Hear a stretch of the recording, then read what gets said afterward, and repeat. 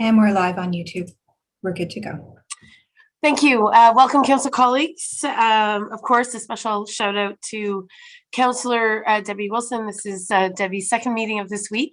And we are here this evening on Wednesday, March 2nd, 6:30 p.m. to deliberate over the Municipality of North Granville's 2022 budget here on Wednesday, March 2nd. So lots of twos in there. And we appreciate all of the efforts of council and staff to bring us here this evening.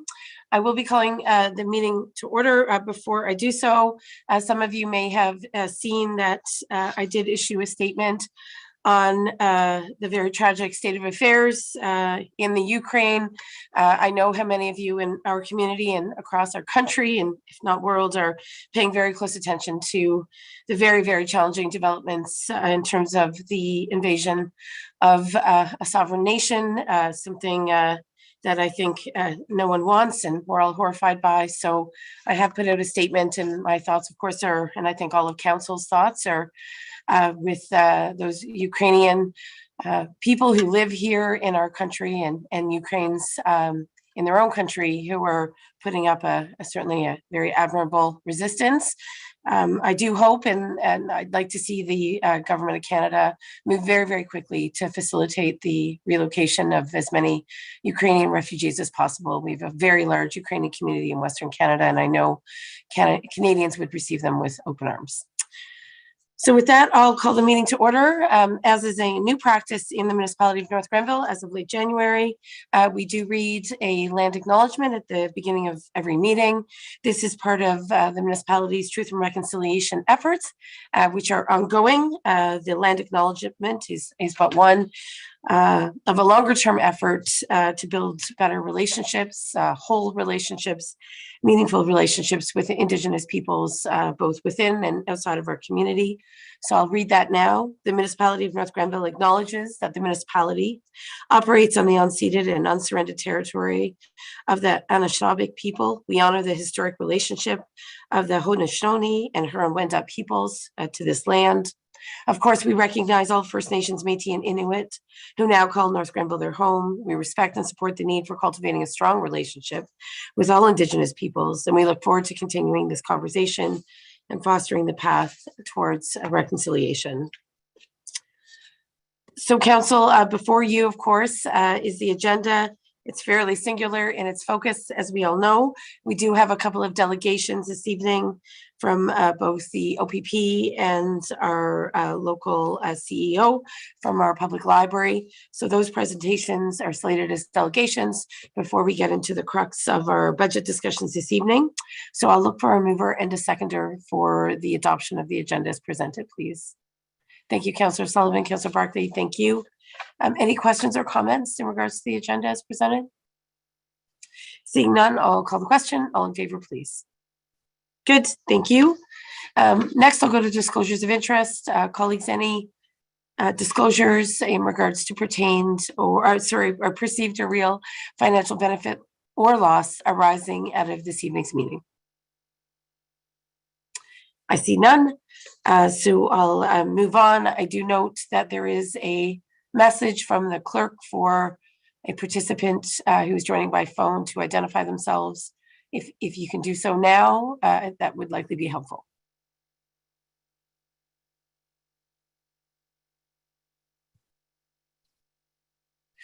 Ms. Babcock-Cormier, is there anything else that you need from me at the present time?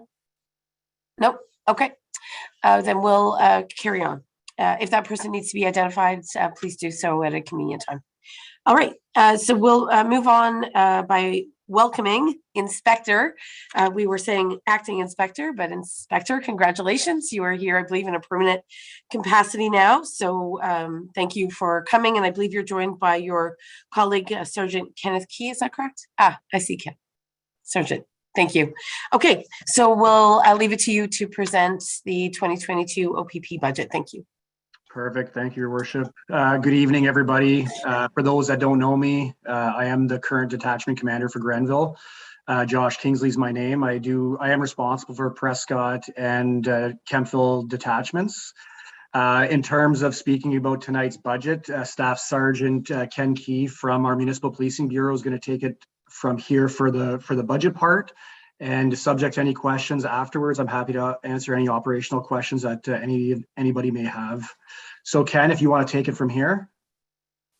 Well, certainly, and good evening. I'll just share my, we got screen sharing going here. Perfect.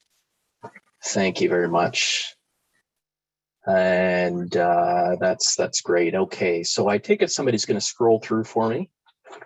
That would be great. Excellent. Okay, so you know what? We'll just start off briefly with an introduction, and thank you, Inspector. Good evening, Your Worship, members of council, municipal staff, and everybody watching online. My name is Ken Key, and I am a staff sergeant in the OPP Municipal Policing Bureau, based out of General Headquarters in Aurelia. And just a little introduction about myself. I've been on the OPP for just about 26 years now, and have been working in Municipal Policing Bureau probably for the last 4 or 5 years. Worked in a variety of roles, but our main role again is managing municipal policing contracts throughout the province. We also get involved in transition and amalgamation requests that come to us through the Minister of the Solicitor General. Ministry of the Solicitor General, excuse me. So just to provide a very brief presentation to you, I've got a few slides. I shouldn't take much more than 10 minutes.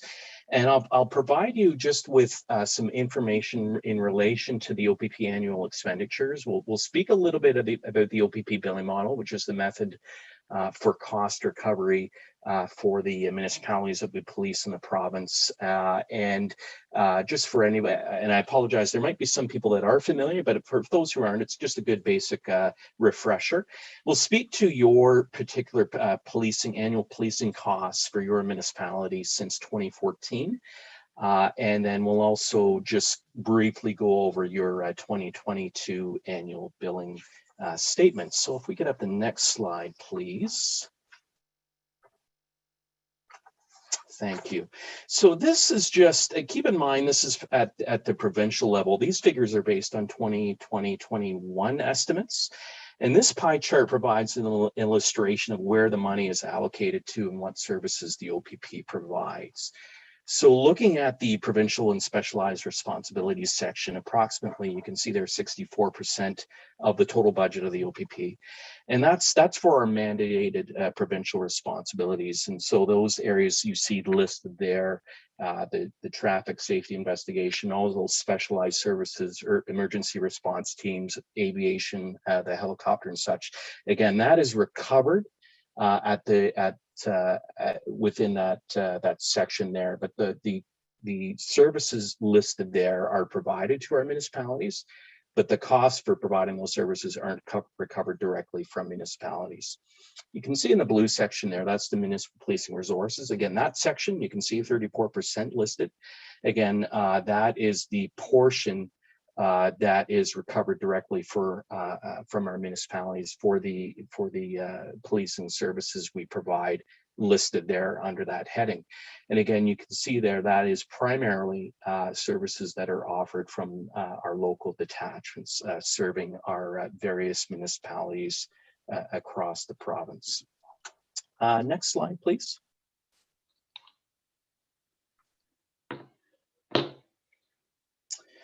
So the OPP billing model, it's provincially focused, and that's important to note. It's in italics and highlighted there. So this means it focuses on all the municipal policing the OPP does across the province. And so we recover costs from each municipality for services provided, and those costs are estimated in a prepared statement provided in the fall prior to the billing year, and then reconciled once the year of service is completed. So for example, for 2022 billing, our municipalities received their statements last fall, and the reconciliation of certain billing components will be reconciled in 2023 when that year has been, when 2022 has been completed. So you can see there our billing models divided majority of the municipal policing costs into two main categories. You can see there, base services and calls for service. The base services is how we achieve the equitable share for policing services, and it is a per property cost that municipalities pay based on the number of properties within their boundaries. And this rate is the same for all OPP police municipalities across the province. And the 2022 rate right now is $172 per property. Activity covered in the base service costs includes those things that you can see there: legislative requirements, proactive policing, training, administration, and supervision. You can see the second category there. That's the calls for service category, and that's specific to each municipality and is allocated based on their individual usage level. Municipality that has more calls for service will generally pay more for compared to a municipality that has less calls for service. And while base and calls for service are the two main categories in the billing, there are some additional costs you can see they're listed at the bottom and that are recovered for, and these costs may or may not be applicable to each municipality. For example, if municipalities have courts, municipalities are responsible to provide court security, and those costs would be allocated as such. If a municipality doesn't have a court, then they wouldn't be responsible for those costs. So it just depends on those situations within each municipality. Next slide, please. Again, at the provincial level, again, still we're not drilling down yet to your to North Granville. This is again at the provincial level. So the level, this chart provides a breakdown of the total province-wide cost recovery for OPP policing in all our OPP police municipalities, and these are based on the 2022 estimates. You can see there for base services right now, we're recovering 203 million. Calls for service is 176 million, and then the other costs, as I referred to in the previous slide, overtime, court security, and other costs, prisoner transportation at 38 million to total $418 million. And again, that's that provincially across the province with all our policemen, OPP police municipalities. Excuse me, next slide, please. Okay, so getting down into the specifics with your municipality. So, and by the way, just so that everybody is aware, this information is available to anybody online. You can go online, opp.ca. If you search in the search box, municipal policing, it will come up and into the links where there's a billing model page, and we have these charts available to anyone. And anyone who can access, and it provides breakdowns of all municipal policing costs for all the municipalities that we police in the entire province. So you can actually filter by chart form, and as well, it gives you a whole spreadsheet. So this is information that's available publicly. And so these charts show the cost trends for the municipality of North Granville, showing pre-billing models. So you'll see the gap there, 2014, and then the gap to 2015. Again, keep in mind that prior to 2015, again, the cost recovery for providing policing services was different. It was based on individual FTEs assigned to each municipality. And then again, in 2015, as a reminder, the billing model came in as the new cost recovery. And again, so going forward from 2015 and onwards, you can see your particular annual total annual policing costs. So that's the chart above, gives you the specifics in terms of numbers, and then there's the chart at the bottom half gives you a more graphical representation. For North Granville, the costs are denoted in green. And the blue is the average cost per property for the entire province. So you can see that, at least for North Granville, throughout the introduction of the billing model in 2015 and onwards, your costs have been generally below average. And in fact, you can see in 2021, 2022, the costs are actually trending downwards. Next slide, please. Okay, so I'll just provide a bit of a breakdown of the annual billing statement. So this is the main page that we offer in our annual billing statement packages that we offer to our municipalities, and this specifically is for North Granville for 2022. And this provides the estimated cost for 2022. The first item you can see there relates to the base services cost. So every year, again, the base service cost per property is established. And this is based, again, on activity data recorded by our officers working in our detachments across the province. You can see that for 2022, the base cost per property, again, as I mentioned before, was $172 per property. And again, this figure is then multiplied by those total property. You can see there 7,607 based on MPAC data. Line below that, the calls for service, and that shows the calls for service costs for your municipality. And as a reminder, again, municipalities would pay a proportionate share of the total cost for municipal policing calls for service calculated for the province. So you can see for 2022, again, the cost recovery is estimated at 176 million. Again, keep in mind that's provincial wide. North Granville's proportion of that is 0.53% of that 176 million, which translates to $937,000 for calls for service cost recovery.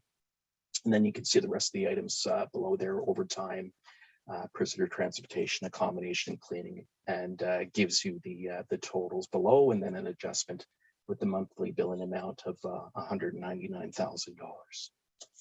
Next slide, please.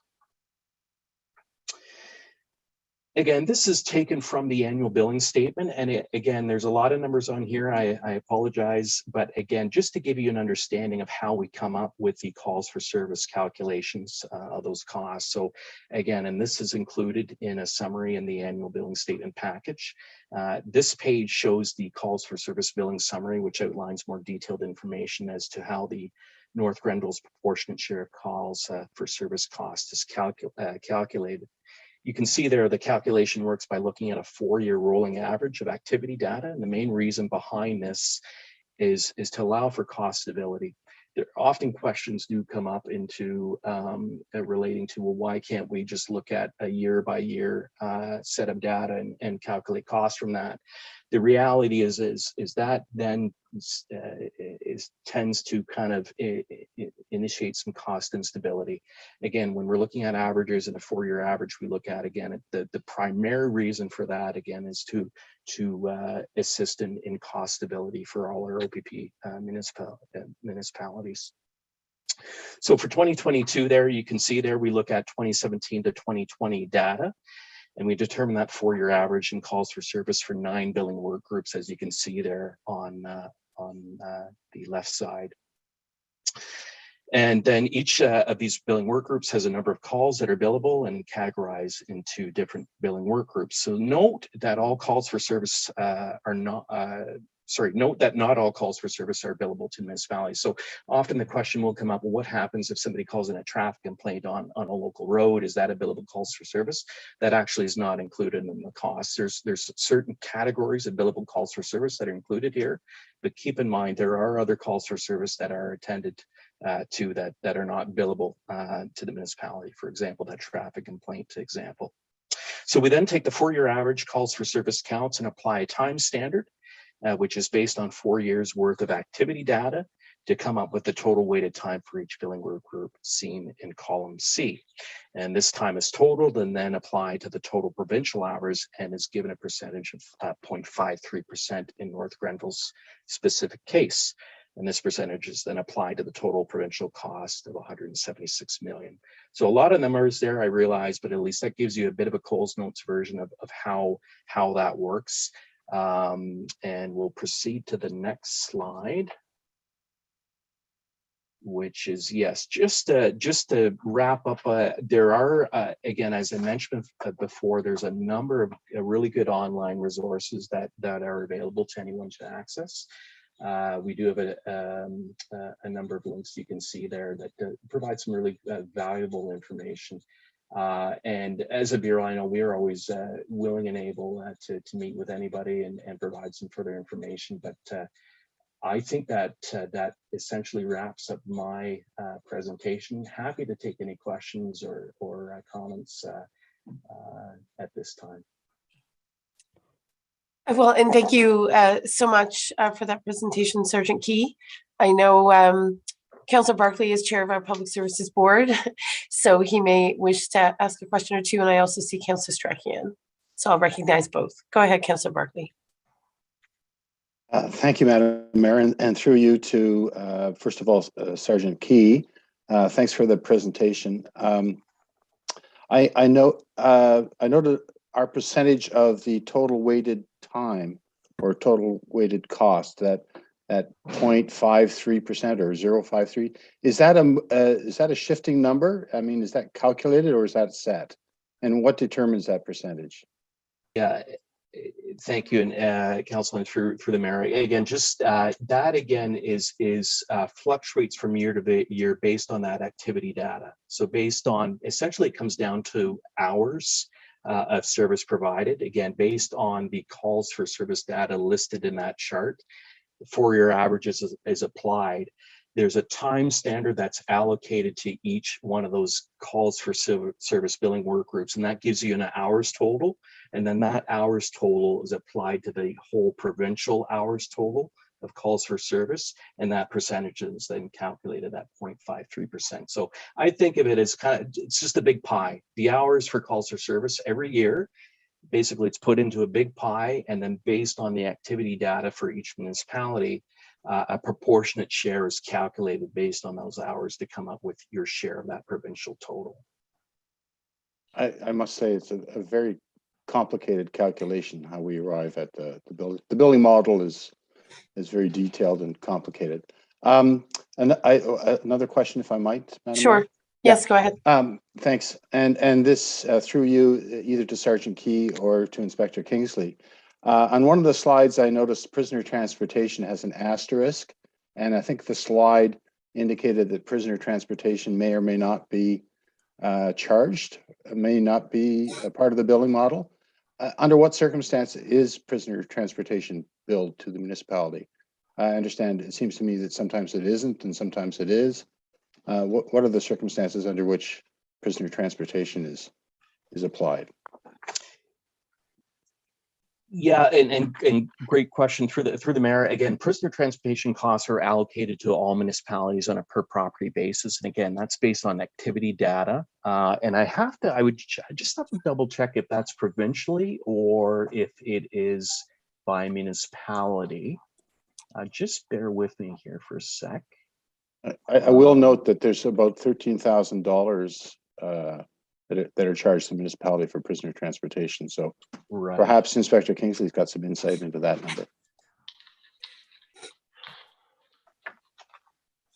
Inspector Kingsley, do you have anything more to offer there?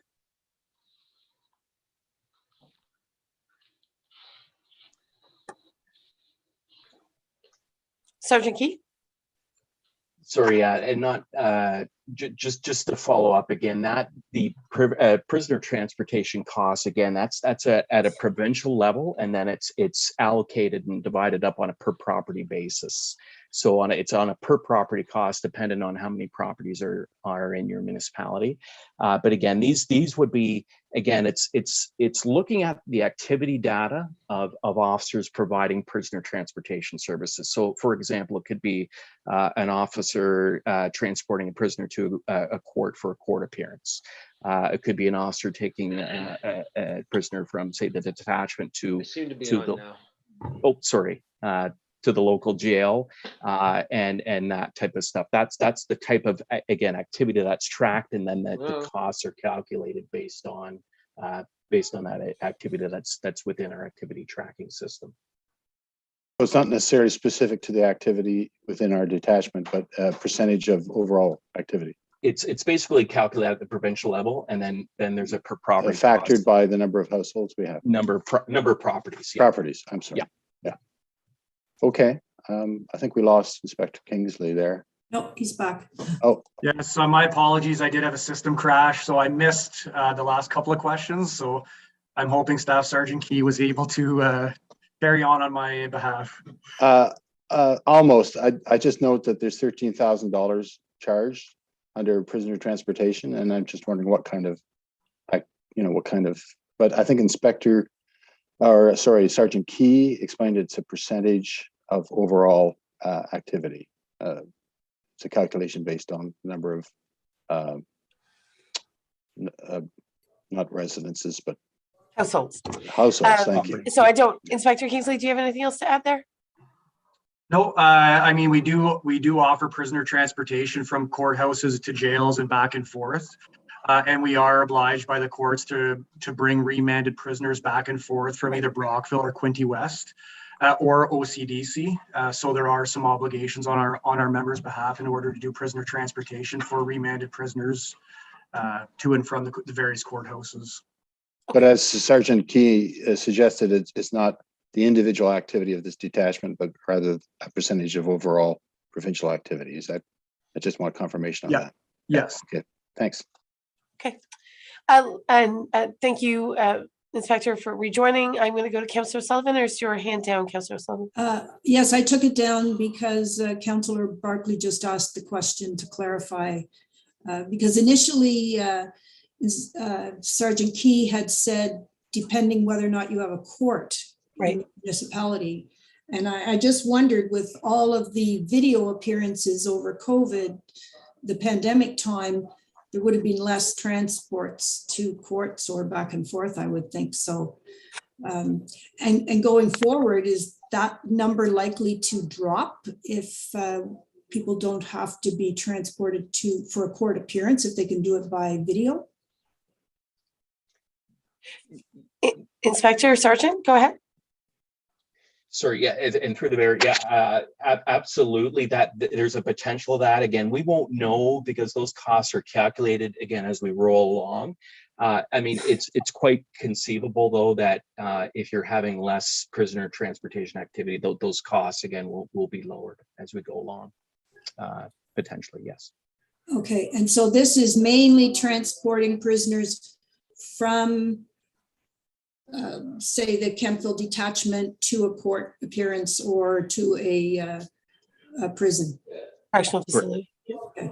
Correctional facility. Yeah. Okay. Thank you. Okay. Good. Anything else, colleagues, on this particular budget? Not seeing anything. Okay.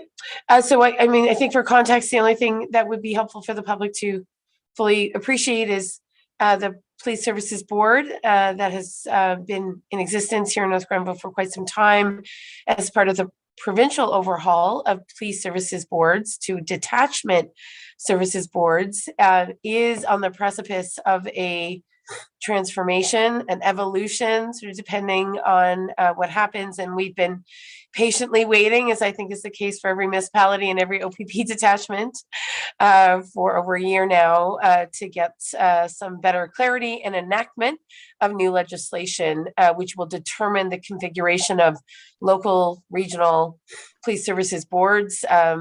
Just to refresh people's memory, North Granville has appealed to the province for its own detachment services board, police services board, with the potential to include some smaller neighboring municipalities or to go it alone. Mr. Dyke and myself met with all of the Granville mayors to work together on a submission to the province, and we did have the support of both Marrickville Wolford as well as Edwardsburg Cardinal on a possible way forward. The town of Prescott also believes it should have a standalone detachment services board. So there's some possibilities for how we proceed, but until we hear from the province, certainly we're sort of in waiting, and that is true of forthcoming or future budgets. This clearly is a one-off budget for 2022 to get us through sort of this period of transition. Mr. Dyke, is there anything you wanted to add on what we proposed to the province?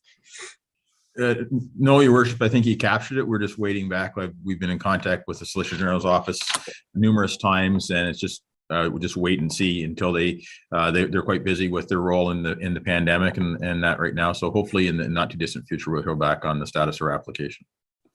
Indeed. In the meantime, the North Granville Police Services Board continues, and by virtue of the fact that Ms. Debbie Wilson, Councillor Wilson, is now serving in a council capacity, she has stepped down from the board, and council will be making some decisions to bring on a minimum of one additional municipal representative. So we maintain quorum at our local police services board. Of course, the lifespan of this police services board could be 3 months, 6 months, 9 months, anyone's guess. So one is serving in a very unpredictable time when it comes to police services boards, but certainly we look forward to carrying on the work of the police services board, and certainly we appreciate Sergeant Key, your very comprehensive presentation, and of course the ongoing work of Inspector Kingsley and his team, and we're very pleased to have really great communication with the OPP at the present time, and they're a very proactive detachment and have a very strong presence in the community. So we're very grateful for the service we currently receive. So I think that was a delegation only. Ms. Backwell-Crummy, I don't believe we have a resolution at the present time. Is that correct? That's correct. Your Okay. worship. Okay, and we're just going to make a small adjustment to our process. Ms. Brown from the North Granville Public Library is actually going to come at a different point in tonight's agenda. So really at this stage, I'm going to welcome, I think, Mr. Dyke, and then of course, Mr. Ogarande, our Acting Director of Finance, to present the operating budget. Council colleagues will recall that we were presented with the capital budget and the wastewater budget. Last Tuesday, we adopted the water wastewater budget. We received the information on capital, and tonight is about operating, of course. I just want to say, on behalf of myself and council colleagues, I want to thank Mr. Dyke and Mr.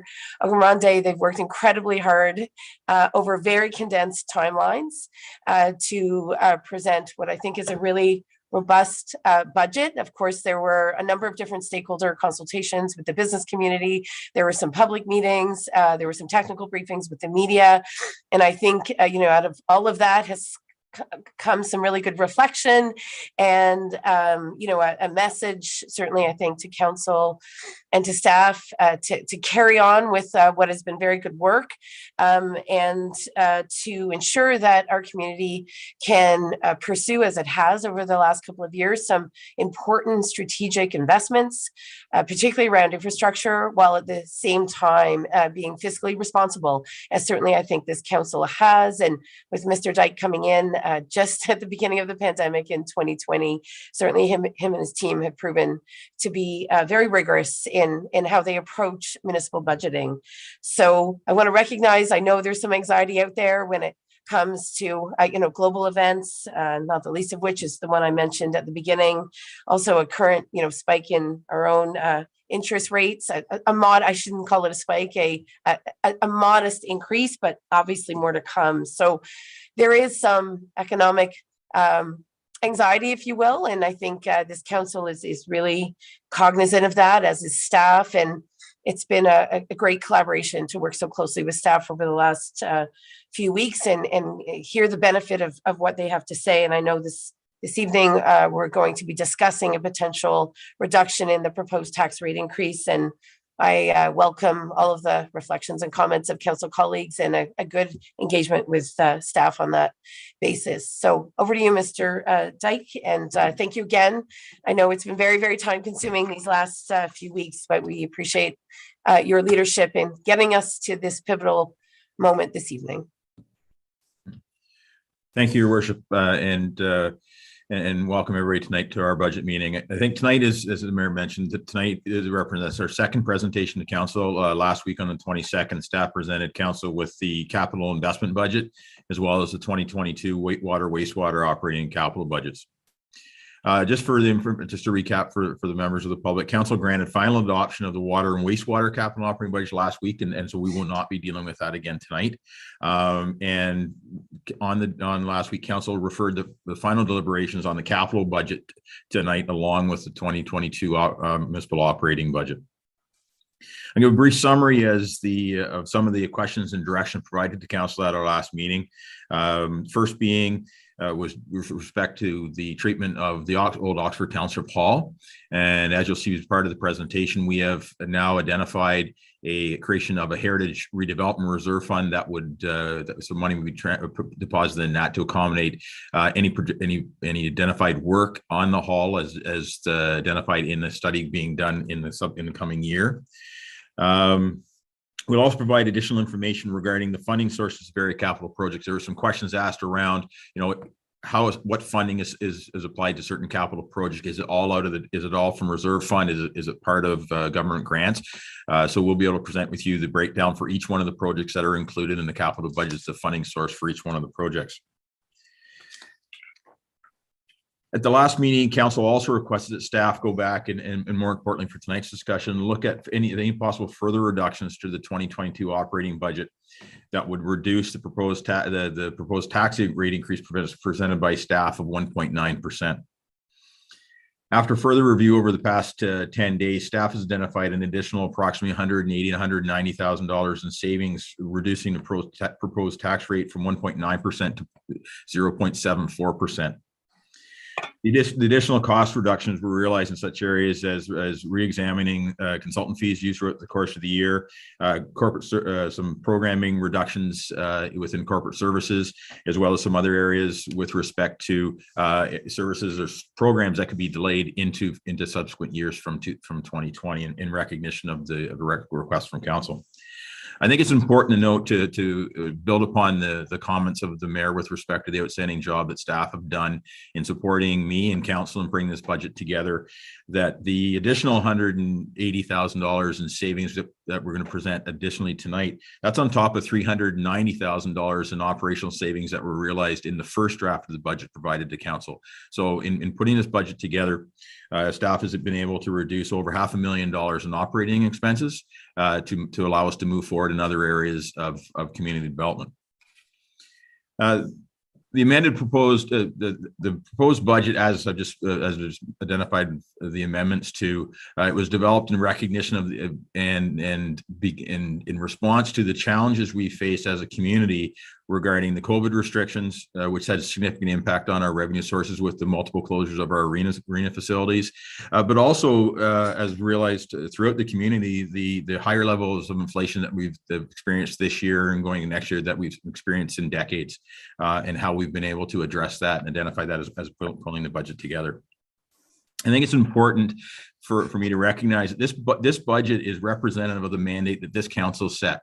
For me when I came on board, but also more importantly, before that, when they were elected as people of the organization, while exercising fiscal responsibility in all their decisions going forward, they've also put a priority on the modernization of our municipal operations, but also looking at a progressive methodology in investing within the community, going beyond the standard investment lines with respect to traditional hard services, but looking at how we can fill service gaps or identified gaps within the community for the needs of the broader community as well. And I think that's very important for us to recognize. And these type of investments that that will be presented to you tonight include such things: investments that embrace the concept of growth paying for growth. We're a fast-growing municipality, and we'll demonstrate today in some of the funding sources for the capital projects that it is actually growth within our municipality over the last number of years that is allowing us to advance growth in areas like park development and other infrastructure, roads development as well, from the revenues received from that new growth. And also, which I think is in this community or this council should congratulate themselves on their ability to identify gaps that may not necessarily be within our identified jurisdiction. These non-jurisdictional items are important because there's a gap and the traditional source of that funding doesn't exist. I think it's important that as a community, we identify those and step forward and provide the services needed to everybody in our community, particularly those in vulnerable situations. And for that reason, I'm very happy to see that this budget includes funding support for housing, victim services, long-term care, transit for the elderly, and public health service as well. And most importantly, from our staff perspective, we're very proud of the fact that we're able to do that while also doing so with recognition of the economic conditions within the community as well. And I think that's reflective in the number that we were able to present to council tonight. And lastly, I want to again build on the comments of the mayor and to express my my extreme appreciation to our senior management team and all our staff, but specifically Mr. Ogdenrinde and our treasurer and his team, and the outstanding job they did in pulling this budget together in a very compressed time frame under what at times were exceptional circumstances. I think they deserve a lot of the credit for what they're able to present to you tonight, and also to help deliver the mandate that council has presented to us. And with that, Your Worship, at this time, with your permission, I'd like now to turn it over to Femi to walk us through the proposed amended 2022 municipal operating budget. Certainly. Thank you. Mr. Ogunronde? Thank you, Mr. Dyke. Thank you, Your Worship. Good evening, Council and the public. Just 1 second. Mr. Ogunronde, this presentation, is it available for councillors? Is this the first time, or was it distributed by email just before the meeting? I just need to be clear. Do they have it in their packages? I'll defer to Director Babcock Cormier as to whether it was. I believe we've actually posted it to the agenda, but I'll ensure that you receive a copy after. Okay. I think there just may be an issue with eScribe. So this presentation is posted on the North Granville website. Is that correct? I believe it is. I'll confirm, but I'll certainly send a copy out immediately after. Okay. And council colleagues, do you need anything else in terms of? Okay. All right. We'll keep going. If there are any questions, we may have to have you go back, Mr. Ogunronde. And council colleagues, if someone can confirm that you have access to the presentation. Thank you. Certainly. Thank you, Your Worship. Next slide, please. So to form the agenda for our discussion tonight, just as Mr. Dyke had mentioned, I'll go through a brief summary as a recap from the first budget meeting on February 22nd, when we presented the capital budget, or the draft capital budget. I'll also do a quick budget introduction on the operating side. I'll talk about the 2022 framework and some of the things we've done in 2021 that has set up the framework for how we've created this budget for 2022. And I'll also talk about the strategic highlights that we've identified as a municipality and some of the achievements that we've seen across departments. At which point I'll call on some of the department directors to talk a bit about the departmental achievements.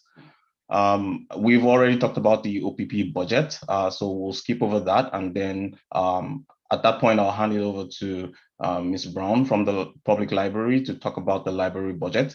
And then we'll come back and talk in more detail about the municipal operating budget. And then we'll talk a bit about how taxes are calculated, the impact of the property taxes, and the increases that will be coming forward in 2022. And we'll then go into more specific on the departmental budgets. Next slide, please. So from the last budget meeting on February 22nd, Council had directed staff to look into setting up a reserve fund for heritage building repairs and upgrade. So as part of this budget, staff is bringing forward a recommendation of $75,000 to fund this reserve fund for this specific purpose. Also, Council wanted to deliberate further on the municipal drainage assessment that was brought forward by the Public Works Department as a consideration for the 2022 budget. So we'll be looking for direction on that regard. Council also wanted to know more about the International Plowing March scheduled later this year. In terms of the investments and the benefits we'll be looking forward to as a result of the program in 2022, and to also review the operating budget with a view to adjusting the tax rate increase that was proposed by staff previously at 1.9%. Next slide, please. So just to go through a bit about the capital projects, Council also wanted to see the funding sources for all of the projects that staff were recommending to be brought forward in the 2022 capital budget. So from the Clerk's office, a total project cost of $176,500, of which $110,500 will be funded through grants. This will be the modernization grant that the municipality received notification about early in 2022. On the technology side, we're bringing forward an investment of $105,000, which will be funded from reserves. For the emergency and protective services, we have a total project cost of $65,000, which will also be funded from reserves. On the economic development side, we'll have a total project cost of 46,000, of which the 46,000 will be also funded from reserves. Next slide, please. And for the public works project, we have a list of projects, the biggest one being the County Road 43 project, which we're bringing forward to be funded by reserves. We have a couple of projects, namely the Bolton Road project, the Todd School Rebuild project, and the Tompkins project, which will be partly funded from reserves and the OCIF and gas tax grants that we receive from the province and the federal government. Next slide, please. And we also have a couple of sidewalk projects as well in the 2022 capital budget for public works that will be funded from DC partly, and then also from reserves. And the Scotchline Road project as well will be funded entirely from the OCIF grants and gas tax grants that we will receive in 2022. The rest of the other projects on this slide will be funded from reserves. Next slide, please. And we have the other list of projects as well for the Public Works Department to a total of 3.9 million, which will be funded mostly from reserves, with some draw from DCs and utilizing the grants program that we receive from the province and the federal government, and also other revenue as a result of a shared project with the City of Ottawa. Next slide, please. And on the Parks and Rec side of things, as Mr. Dyke mentioned, the big project here, which is a Riverside Rehabilitation Project, will be funded majorly from the DCs, as it has been identified as a growth project for 2022. It's also a multi-year project, so we will see some of this costs move over into 2023 as the project commences. Next slide, please. And for the municipal building, we have the new reception area, which is also a carryover project from 2021, but the new ask to complete this project will be funded by a grant that was received in 2021 as well. Next slide, please. So on the IPM side, I just want to touch a bit more about of the benefits that we expect that this program will bring to our community. And then I will also talk about the investments that North Granville will be making or has made in 2021 to support this program. So the IPM has been in existence for over 100 years, and it's one of the largest outdoor events in North America. The event is held annually in Ontario and takes place over 5 days, and usually attracts averagely 85,000 visitors. North Granville will be hosting this event sometime in September of 2022. And just based off the numbers that we've received from 2019's event, 71% of the attendees had to travel more than 40 kilometers to attend the program. Of the out-of-town visitors, 35% stayed at least one night in the area, with visitors topping nearly a spend of $4.7 million. Next slide, please. So North Granville has supported this program in 2 ways. In the 2021 budget year, Council approved a loan of $100,000 to the IPM, repayable at 0%. And in 2022, staff are bringing forward a further investment of $225,000 in the capital budget to support the IPM program as well. Next slide, please. And for the 2022 municipal taxation, Council had directed staff to take a second look at the 1.9 tax rate increase that was recommended initially. And just to show a bit of a reconciliation as to how we've arrived at the 0.74% that staff is now recommending for the 2022 budget. The 2022 municipal total expense is at 25.8 million.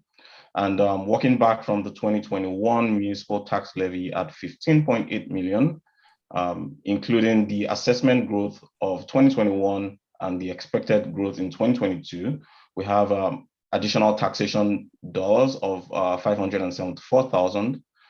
And when we include other sources of revenue, such as user fees and grants and interest income, we have 7.9 million. And also as part of this budget, staff is bringing forward a recommendation to have a reserve transfer to fund certain areas that I will talk about in further slides as we move ahead, to the tune of $1.29 million. So this brings about a total revenue of 25.7 million against an expense of 25.8 million. So the difference between those two numbers is 117,000, which is the additional tax required to balance the budget. So at a 0.74% increase on the tax base or municipal portion of property taxes, we have a total budgeted tax revenue of 16.5 million. And just to show a bit about how we've been able to come down from a 1.9% tax increase to the 0.74 increase, I have a list of areas where staff have brought forward additional cuts, as Mr. Dykan mentioned, to support this further decrease in the tax rate increase for 2022. Next slide, please. Your Worship, if I might just add one thing to that. You can go back one slide, please. Just on the BIA chamber support, it's important to note that we have not modified our position with the funding support we provide to the chambers and BIA. It's simply that we initially decided or thought in 2022 we would build that expense into the budget. However, given the pressures we're currently under in the direction of council, we'll continue to fund that through a reserve transfer for this 2022 season, and come back to council in 2023 to look to actually build that into the budget itself, if council wishes to continue the program beyond the 2-year pilot. Great, thank you for that explanation. Thank you. Any questions, colleagues, on what's been presented thus far? Not seeing anything? Okay. Yeah, no, sorry, I do have a question. Okay, go ahead, Councillor Barclay.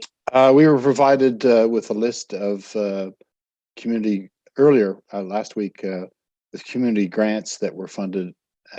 So we've had an additional $31,000 worth of community grants put aside. I mean, removed from that. Mr. Dyke can speak to that. No, that is not in fact the case. Okay. All right, but I'll turn it over to Mr. Dyke to explain that gap. Thank you, Your Worship, through you to Councillor Barclay. So it's not additional money. It's actually what it was is we had set aside, we had originally identified the community grants portion of our budget based on monies given away the previous year. And through the applications received and the review and the recommended allotment of those funds, that $31,000 is a surplus of the grant funds, and we're recommending that those funds be removed from the budget, and that the new level of funding be the funding going forward for the community grants program. So it's not additional grants being offered. It's actually, that was grant money that wasn't allocated, and we're recommending that be removed from the budget, and that the existing level of grant funding be the benchmark, if you will, going forward in subsequent budget years. And colleagues, if you recall from the list that was provided to council based upon criteria met, etc., every sort of community grant application but two were in fact allocated some funds in the 2022 budget. So there was good engagement by staff in terms of recognizing the merits of many of the community grant proposals that were presented to council, and all of council has that list of allocations. Not every community grant application was funded to 100%, but the overwhelming majority received some allocation. So just to be clear, if I might get a clarification, we're setting this year's or we're setting the benchmark, 2022 benchmark to be the same as what was distributed. Same as what will be distributed, subject to confirmation of this budget. Okay, so I was concerned that there was an additional cut of 31,000. to the existing list, but that's Not the at all. case. No. Great, thank you. Any other questions, colleagues, at this point in the presentation? Okay. Okay, then we will carry on, Mr. Agarante. Thank you, Your Worship. So just to give a bit of an introduction on the operating budget for 2022. And as Mr. Dyke had mentioned earlier, the municipality had a lot of challenges, ups and downs in the 2021 budget year, mostly as a result of COVID.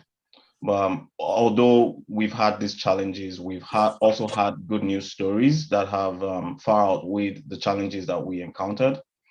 And we believe that as part of this budget that we're bringing forward, that we have an opportunity to continue to maintain the investments that we've made, not just in the municipality, but in the community as a whole. So the budget that we're presenting tonight is predicated on two main principles, the first being modernization and service delivery. So being able to meet the needs of our customers in a sustainable way and improving those levels of service. But also in being able to do this, we've had challenges on the COVID front as a result of multiple closures in the municipalities that happened in 2021. Our arenas and facilities had to be closed multiple times as a result of lockdowns, which resulted in lost revenue for the Parks and Recreation Department. On the technology front, we had to make further IT investments to enable staff work from home. We also had to set up policies to monitor the effectiveness of the work from home policy, and also to be able to assist us in having virtual council meetings going forward. On the good news front, the grant research position that was approved for the municipality in 2020 has recorded many successes in the 2021 budget year. Just to provide a bit of context to that, of the 33 grants that were submitted in 2021, 16 of those were actually successful, resulting in a funding of roughly around 800,000 for the municipality in 2021. Next slide, please. So just to highlight some of the investments we've also made in 2021, which we believe will form the framework for how we approach 2022. We're relocating the customer service desk permanently from the main floor. We believe this investment will improve our customer satisfaction. This investment was also partly funded by a grant, which was successfully applied for and received in 2021. We conducted an overall review of our service delivery framework and public engagement guidelines. This was also aimed at improving our overall customer experience with the municipality, a project that was also funded by a grant. On the modernization side of things as well, we've implemented a new building department software, which we're confident will result in more efficiencies going forward in 2022 and beyond. We'll also be implementing a new procurement software in the finance department to streamline how we process invoices, track our commitments, and manage our cash flow at any given time. We also implemented a new budgeting tool in 2021 for the finance department and the whole of the municipality. And this budget that we're presenting tonight was prepared using this tool. This will also help us meet reporting obligations to senior management, council, and the public on our operating lines and our capital projects going forward in 2022. Also in 2022, we'll be investing in our asset management capabilities to include a maintenance manager tracker for all our assets. This will help us to be able to develop work orders for our assets when we're maintaining those assets, and be able to assign data-driven statuses to our assets when it comes to the replacement costs that are attached to these assets. And also on our reserve strategy, we'll be taking a closer look at this in 2022 to strategize on how we use our reserves and reserve funds going forward in the future, how we contribute and how we draw from them also in the future. Mr. Ogamonde, if I can just stop you, what's the difference between the new budgeting software and the old budgeting software? Was there old software in place? Actually, we never had a budgeting software before in the past. So this is actually the first one that the municipality will have.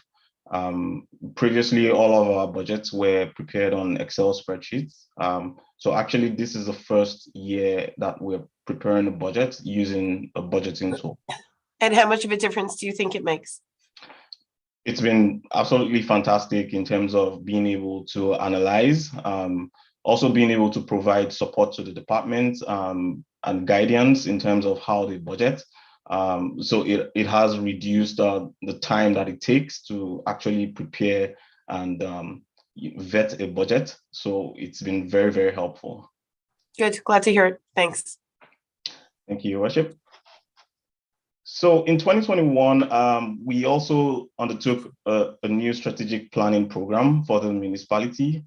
This program was concluded in 2021 and was adopted by council in 2022. We are also in the process of implementing that, and we'll see that as we go along in this budget. Next slide, please. So just to give a bit of a highlight of North Granville's strategic plan, and you will see, as I mentioned, different aspects of this strategic plan in our budget as we present tonight. So we're looking at the different pillars of the strategic plan, which are to help manage and balance North Granville's growth, ensure that we continue to offer great services, leverage our economic development and tourism as a strategy, being mindful of our environment and the sustainability of our resources, maintaining the sense of community that exists, and being able to run an efficient government that continues to modernize. Next slide, please. So actually at this juncture, I'll with your permission, Your Worship, I'll turn it to Director Martin to actually talk us through some of the highlights and achievements we've seen in the building department in 2021.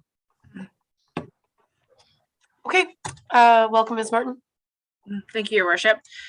So over the past year, Building Division has implemented new building software, CGIS. So this allows for us to have better access to our building permits and for on-site, and we are able to send shortly after an inspection a digital copy of the inspection report to the developer. This has been a fantastic tool during COVID, given our limited abilities to be near people and maintaining our social distancing. We did hire an additional plans reviewer to assist with the influx of permit applications, and we had a 201 new residential units created in 2021. So that was quite an increase over the previous year. And then we've also saw some success with the implementation of our new fee structure. So we implemented the fee structure early last year, which is meant to help recover the costs associated with operating the building permit so that the operation of the building permit is not borne by the tax base. Thank you, Director Martin. Next slide, please. I'll just make sure that council is good. Any questions for Ms. Martin? Amy, Ms. Martin, have you found that most developers or homeowners are welcoming the digital communication? Is that proven to be widely embraced? It definitely has, Your Worship, just given our COVID reality and the fact that we did go through periods of time where the office was closed to the public. We do receive a lot of our submissions now digitally versus paper copy. So it's great to be able to have all that information and access it, and staff don't need to necessarily be in the office to access a file. So we've heard a lot of great feedback so far in the use of this new technology. And the new fee structure, just I think to remind the community as much as council, was for our building permit fees, if I'm not mistaken, and those were fees that hadn't been updated in over a decade, if not more. Is that correct? That is correct, Your Worship. Good. And have you heard a lot of positive or negative, or have you heard much about the new fee structure?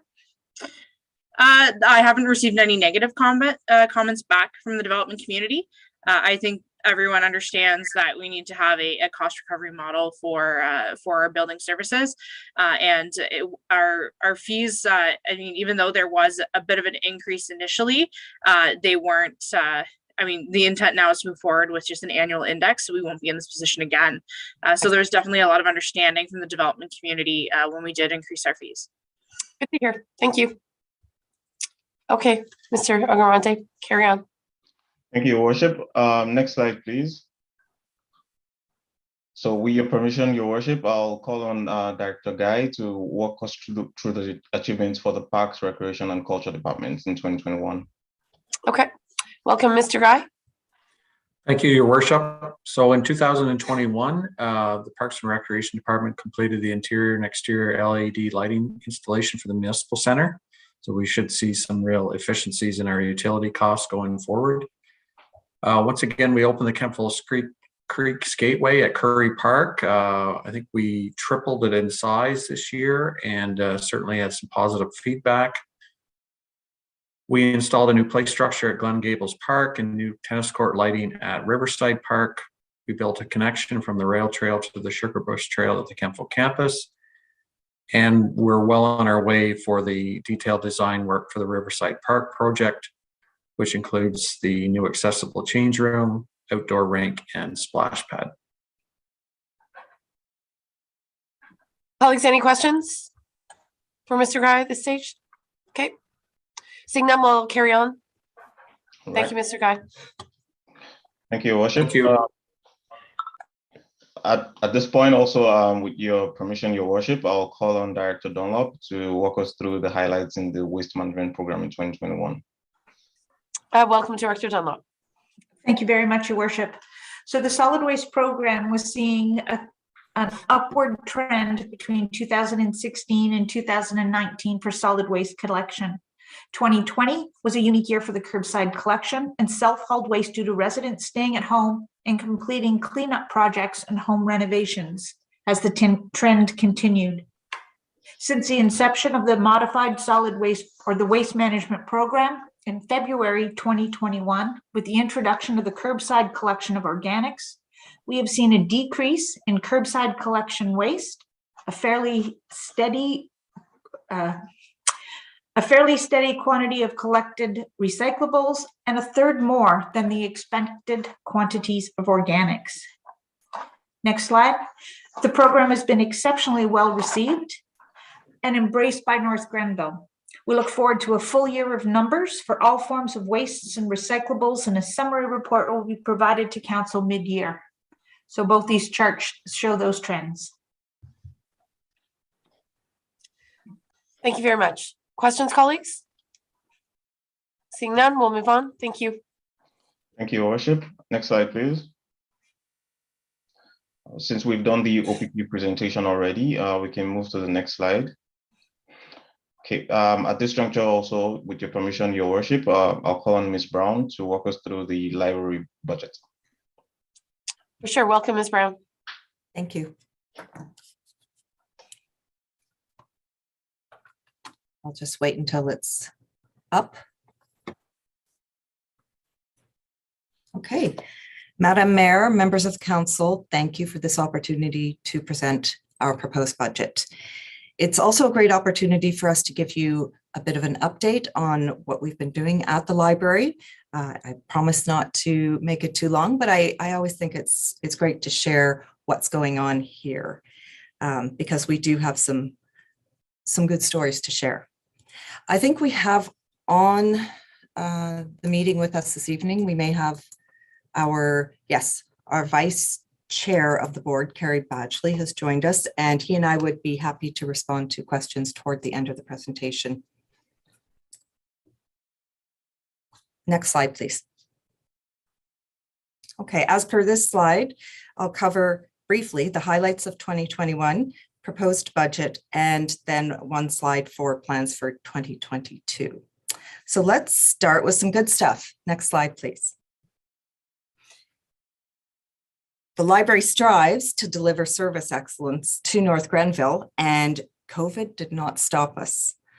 Through curbside delivery, we were able to get books in hands, and through our cloud resources, people were able to access thousands of ebooks, as well as some databases.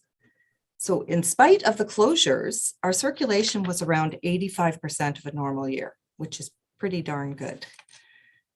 We continued to build an inclusive collection, expanding our French titles significantly and adding works from LGBT, Indigenous, and racialized voices.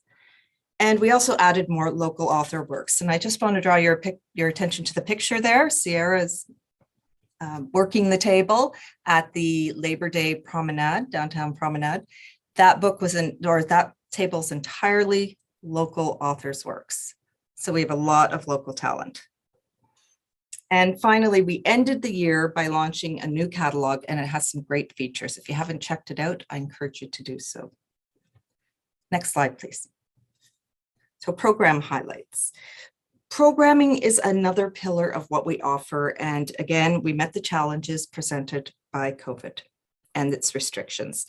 As in 2020, in 2021, we moved our summer programming entirely outdoors, and this allowed many families to safely participate.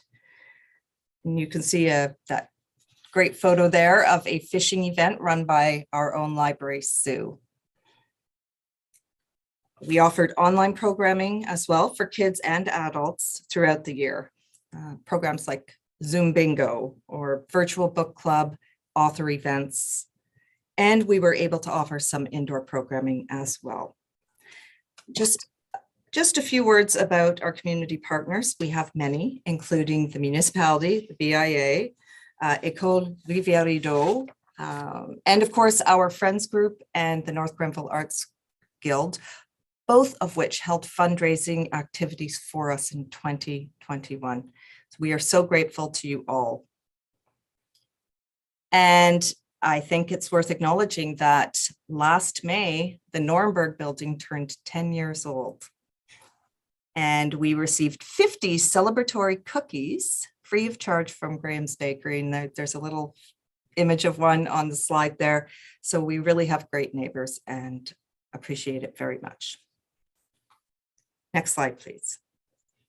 So now our proposed budget. For 2022, we are asking for a 1.5% increase in the municipal grant, which you can see up at the top. We anticipate a fairly stable year expense-wise, with some additional costs for professional services. And you'll see that reflected in the administrative costs line. We are moving into our strategic planning process this year because our next 5-year cycle is coming up, and we are hoping to do a staffing review as well. So to help cover these additional costs, we've included some from our reserves, some money from our reserves on the 2022 budget. We are also applying for grants, including Student Works and Seniors Programming. So just to talk a little bit about 2021, we came in a little under revenues and a little more under for our expenses, resulting in a modest surplus. And this was due mainly to reduced hours of operation, which meant lower staff costs. But as we begin to open for more hours in 2022, we are going to see these costs come up to a more normal level. And so that we expect to come in at budget for 2022. So before moving to our final slide, which contains just a few highlights of what we are planning to do this year, does anyone have questions about the numbers? Colleagues? Ms. Brown, I know before the pandemic, you were considering potentially looking at some Sunday hours. Mm-hmm. Of course, things have changed a little bit because many more people are working from home and they have that possibility, arguably, of accessing the library, throughout the week. But, given that so many families were commuting for a long time, I'm just wondering where that idea landed ultimately. Of course, totally appreciate that during the pandemic, it wasn't in any way worth pursuing? Is it still on the horizon potentially? It's absolutely still on the table. You're right. Nothing was normal during the pandemic, and we are still seeing some different patterns of use. We find that people don't tend to come out later in the day, but I think this will change as the weather gets warmer, gets sunnier, and people get more comfortable. As soon as we start seeing the changes in the use pattern, then I think that's when we'll begin to open for those extra hours. And that includes weekend hours as well. Yeah, it's definitely on the table. Great, thank you. I'm glad it's still being actively considered for the right time, not to rush it, but when you think that clientele may appreciate that additional day on the weekend. Councillor Barkley, and okay. I can see you, Councillor Barkley. Okay, good. So I just wanted to recognize two hands. So we have Councillor Barkley and Councillor O'Sullivan. So go ahead, Councillor Barkley. Thanks very much. I can't see my hand when it goes up. So, yes, through you, Madam Mayor, to Ms. Brown. You're projecting this year to take $8,000 from reserves. Do you have healthy reserves? We do. Thank you for that question. We had, I believe, a presentation last week, or was it 2 weeks ago? Anyway, reserves were one of the things being discussed. We currently have a reserve of between $63,000 and $64,000. As you know, this is these are contingency reserves just in case they are needed. But one thing we are going to do is come up with a reserve plan at the library this year, because in looking at our reserves, it raised a lot of questions for us. And I think that, having a policy in place where we know what we're doing with our reserves and why will be helpful. But we have the room to borrow from our reserves, and the board approved this. Thank you. Councillor Barkley, anything else? No. Okay. Councillor O'Sullivan, please. Thank you very much, and through you, Madam Mayor, to Ms. Brown. I just wanted to take this opportunity to congratulate the Ms. Brown and the board. I sit on that board, and there are very hardworking members on that board who have done a great deal of work and in reviewing and revising all kinds of policies and looking at everything very thoroughly and doing a lot of due diligence. So I just want to congratulate Rachel and the board for job well done. It's a pleasure to be on that board. So thank you very much. We love having you. Thank you. Awesome. Okay.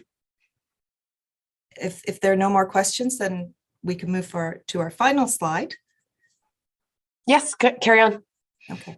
So as mentioned, we have our strategic plan coming up. That process is now getting underway. We are looking at a staffing review, and I think that this is a nice complement to strategic planning, because we're looking at how we are working now and how we will need to work in the future. As you mentioned, someone mentioned, our community is changing, and so some of our library priorities need to be re-examined and revisited. We are still working on our inclusive collection, diversifying our revenues.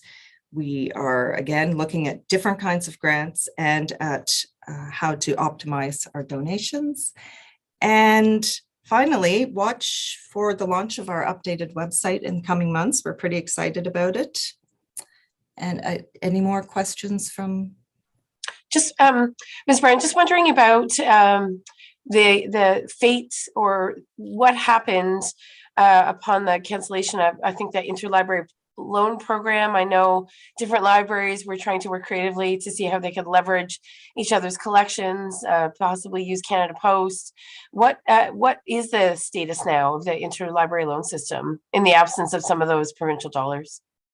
That's a great question, and I can tell you it's still going strong. We are doing a lot of interlibrary loans. It's much more labor intensive now because we are using Canada Post. And because of that, we have to wrap everything properly, address it properly, whereas we used to be able to, when there was a driver service, we could put them in very simple packaging and send them out. There is a cost. Right now, Canada Post has a very reasonable cost for sending books in the mail. It's around $2 each. And sometimes you can put more than one in a package, but that we don't know if that cost will remain the same forever. It's definitely, as I say, more labor intensive, but staff's been doing a wonderful job of keeping it up. Great. Any other questions, colleagues, in regards to the library budget? I think we're appreciative, Ms. Brown, to see a modest increase that obviously accommodates the evolving nature of our community, but it allows you to leverage what is a fantastic facility in our community. And obviously we're very appreciative for all of the work of staff, as Councillor Sullivan has said, and volunteers. And this library was built by the people. There is no doubt about that. So great to see it going strong through the pandemic and beyond. Thank you. Mr. Dyke, if there's nothing else on the library, we can continue with the rest of the operating. Is that correct? That's correct. Okay. All right. So thanks, Ms. Brown. And if you don't mind sticking around in case there's any other questions. Thank you.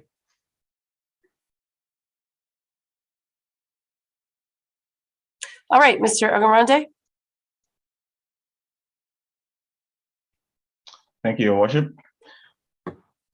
So the 2022 budget was also prepared with a couple of concepts in mind. And I'm just going to go through a bit of those on this slide. The first being the level of service and the impact of growth on our community, and also being able to maintain that level of service to the existing community. So you will see as well in this budget that's been presented tonight, the investments that the municipality is making in the 2022 budget year to keep up with this continuous demand for our services as a municipality. I'll also note that this ties into our continuous need for modernization as a municipality and finding efficiencies in our processes as well. On the long-term planning side of things, as I had mentioned earlier, we'll be making substantial investments in our asset management capabilities going forward. We'll also be making some investments in our reserve strategy as well going forward. The municipality will also be undertaking a review of its long-term financial plan going forward as well. Also, this budget has also been impacted by the effect of inflation that we've seen across board. The general increases of prices of goods and services, and inflation being at a constantly shifting rate, even in 2022, has also impacted this budget. On the public engagement side as well, we'll be going forward with implementing the guidelines that were recommended to us as a result of the review that was carried out in 2021. And also, as I mentioned earlier in the presentation, that we've seen effects of the COVID pandemic on the municipality. And also even in 2022, for the month of January, we had a closure as well, which meant a lost revenue for the Parks and Recreation Department in 2022 as well. And on the modernization front, in this budget, we'll be making further investments in our IT infrastructure and cybersecurity capabilities to ensure that our data continues to be secure as a municipality going forward. Next slide, please. So just to walk council and the public through a couple of things we've incorporated into the 2022 budget. From a process standpoint, we've identified some activities and projects that were previously in the capital budget in previous years, and we've moved those items now to the operating budget. I'll also like to highlight that these activities are not new projects that have been identified in this budget year. They were identified in previous budget years, but just captured as capital projects instead of operating projects.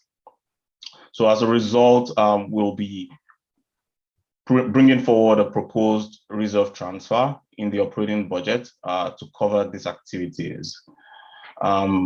also, as Mr. Dyke mentioned earlier, the BIA and chamber support is not being pulled away from the budget. It's just being funded through the reserve transfer for the 2022 budget year until council makes further decisions how we do that going forward in future budget years. And if I could just stop you, Mr. Ergamonde, or maybe Mr. Dyke, what was the rationale for putting the studies themselves in the capital budget, which obviously was historically the case? I just think it was a methodology at the time. It was probably dollar based at the point. If it got over a certain level, it was automatically deemed to be capital. But from our standpoint, it's an operating expense. It should be properly reflected through the operating budget, not the capital budget. Okay, thank you. And also, as I mentioned, that these activities will not be impacting the proposed tax rate increase for 2022, as funding had already been allocated to this project. We'll just be completing them in 2022 budget year. Next slide, please. So also on this slide, I just want to highlight some of the community investments that staff is bringing forward as part of the budget for 2022. On the community grant, we received 19 applications, and we're bringing that forward to the tune of 98,000 for the 2022 budget year. To support the community as well, we're bringing forward a recommendation to fund the victim services to the tune of 32,500, the Salvation Army Food Bank to the tune of 25,000, the Beth Donovan Hospices to the tune of just over 15,000. And the last one is actually not the KDH, but the Senior Community Services Escorted Transit Service to the tune of 12,500. I'm just going to acknowledge Mr. Dyke because I see he has his hand up. Mr. Dyke? Yeah, thank you, Worship. I just want to, for point of clarity, going back to what Councillor Barclay's question from earlier. You'll see the number from the previous presentation we made to the public. The number for the community grants was actually higher, but I believe it was referenced as 105,000. This doesn't represent a reduction or a removal of a community grant program. We just discovered another program that was actually already built into our operating budget, so it didn't require community grant funding. So that piece was still being funded. So we're still giving out the same amount of money. It's just that there was one that is actually part of the operating budget and didn't require community grant funding. Okay, perfect. Thank you. And on the healthcare and long-term care support, we're bringing forward a recommendation to support the Dundas Manor to the tune of 20,000, the Kempsville District Hospital to the tune of 100,000. And as part of this budget as well, on the community development front, staff is bringing forward an affordable housing program to be funded to the tune of 75,000 for the 2022 budget year.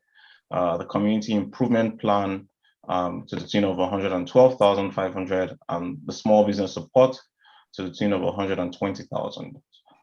So as part of this budget, the total community investment that staff is recommending is $611,409. Okay, I'm going to acknowledge Mr. Dyke again. I think your hand remains up, and then Councillor Strachan, please. Go ahead.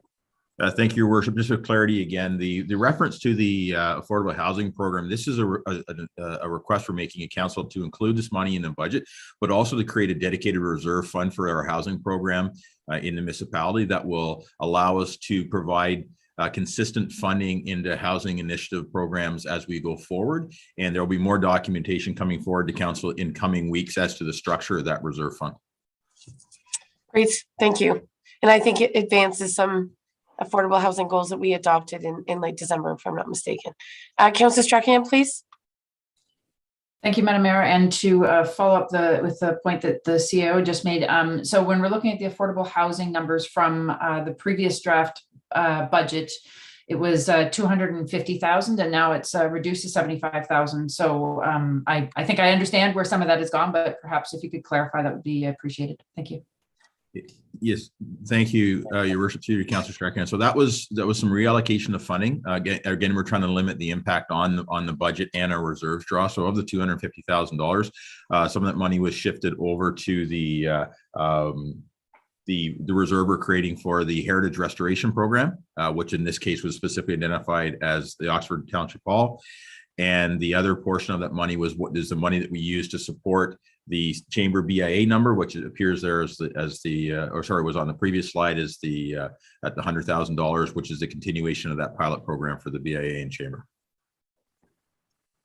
And so sorry, just to follow up, Madam Mayor, the 75,000 that's showing under the affordable housing program line now is the amount that's required to get to sufficiently fund that program for this year?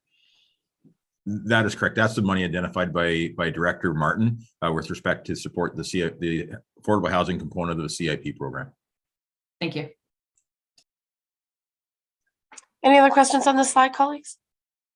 I know, Councillor Wilson, you haven't been part of the housing program. I don't know if you would benefit from a quick explanation from Director Martin on the affordable housing objectives. Not at this time, Your Worship. Okay. Well, she's here for you. Okay, the only question I had is in community development, you've got community improvement plan at 112,500. Is that for your downtown community improvement plan, or is that part of your affordable housing? Ms. Martin, do you want to speak to both? Maybe you can clarify not just for Ms. Wilson, but also for the community what those lines represent. The ad hoc question to that is why such a weird amount there? Is it some that had not been used in the prior year? Yes, thank you, Your Worship. I'll just quickly speak to the affordable housing funds, and I'll let Ms. Janot speak to the community improvement plan funds, as that is a program under her portfolio. So the affordable housing program is directly to provide and create an incentive program that would address affordable housing creation.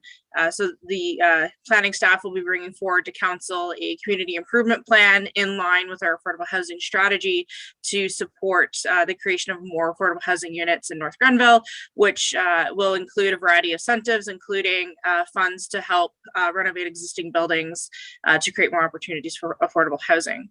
If there's no further questions on that program, I'll let Hillary jump in to discuss her community improvement plan. Thank you. Go ahead. Yes, thank you. So the $112,500 is for 3 different programs. That includes $50,000 for the SOD program and $50,000 for our People Make the Place program, which is for the creation of more residential units. And then it's a weird number for our building freeze grant because that's a grant of $250 and then multiplied up to the maximum we're willing to give out. Thank you. Okay. I'll go to Councillor Barkley. Yeah, thank you, Madam Mayor. So I just need some clarification on the affordable housing program. That $75,000 is going into a dedicated reserve, along with the $75,000 for the old township hall. So that'll be coming back to council with more details as a bylaw. Ms. Martin?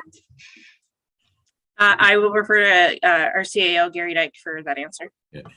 Thank you, Your Worship. Yeah, with respect to, just for clarity, yes, there is a reserve fund being created for housing and a separate reserve fund being created for the heritage regeneration piece that will be funded in different manners. The original seed money would be as the $75,000 is identified with a program for replenishing or building that fund going forward that we will bring back to council, I believe, probably in 2 or 3 weeks.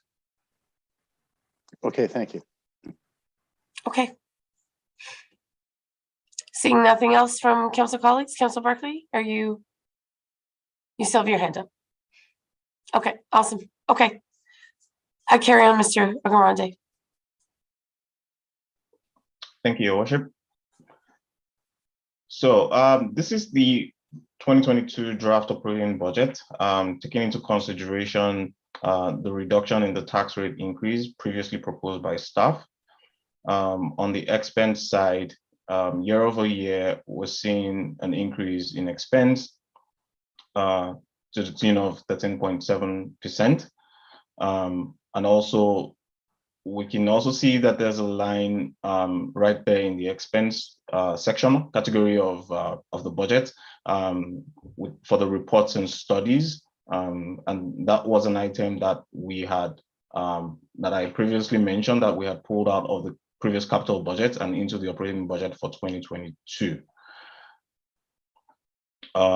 Our materials, staff and salaries and benefit line is to the tune of 9.3 million.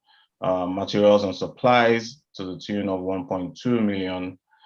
Contracted property services at 2.4 million. Contracted professional services at 5.1 million. The policing contract cost at 2.4 million. Other costs at 1.2 million. Fees, interest, and charges at 1.03 million, and a transfer to capital and reserves at 2.1 million, bringing a total municipal expense of 25.8 million for the 2022 budget year. And on the revenue side, we have a transfer from reserve for 1.2 million.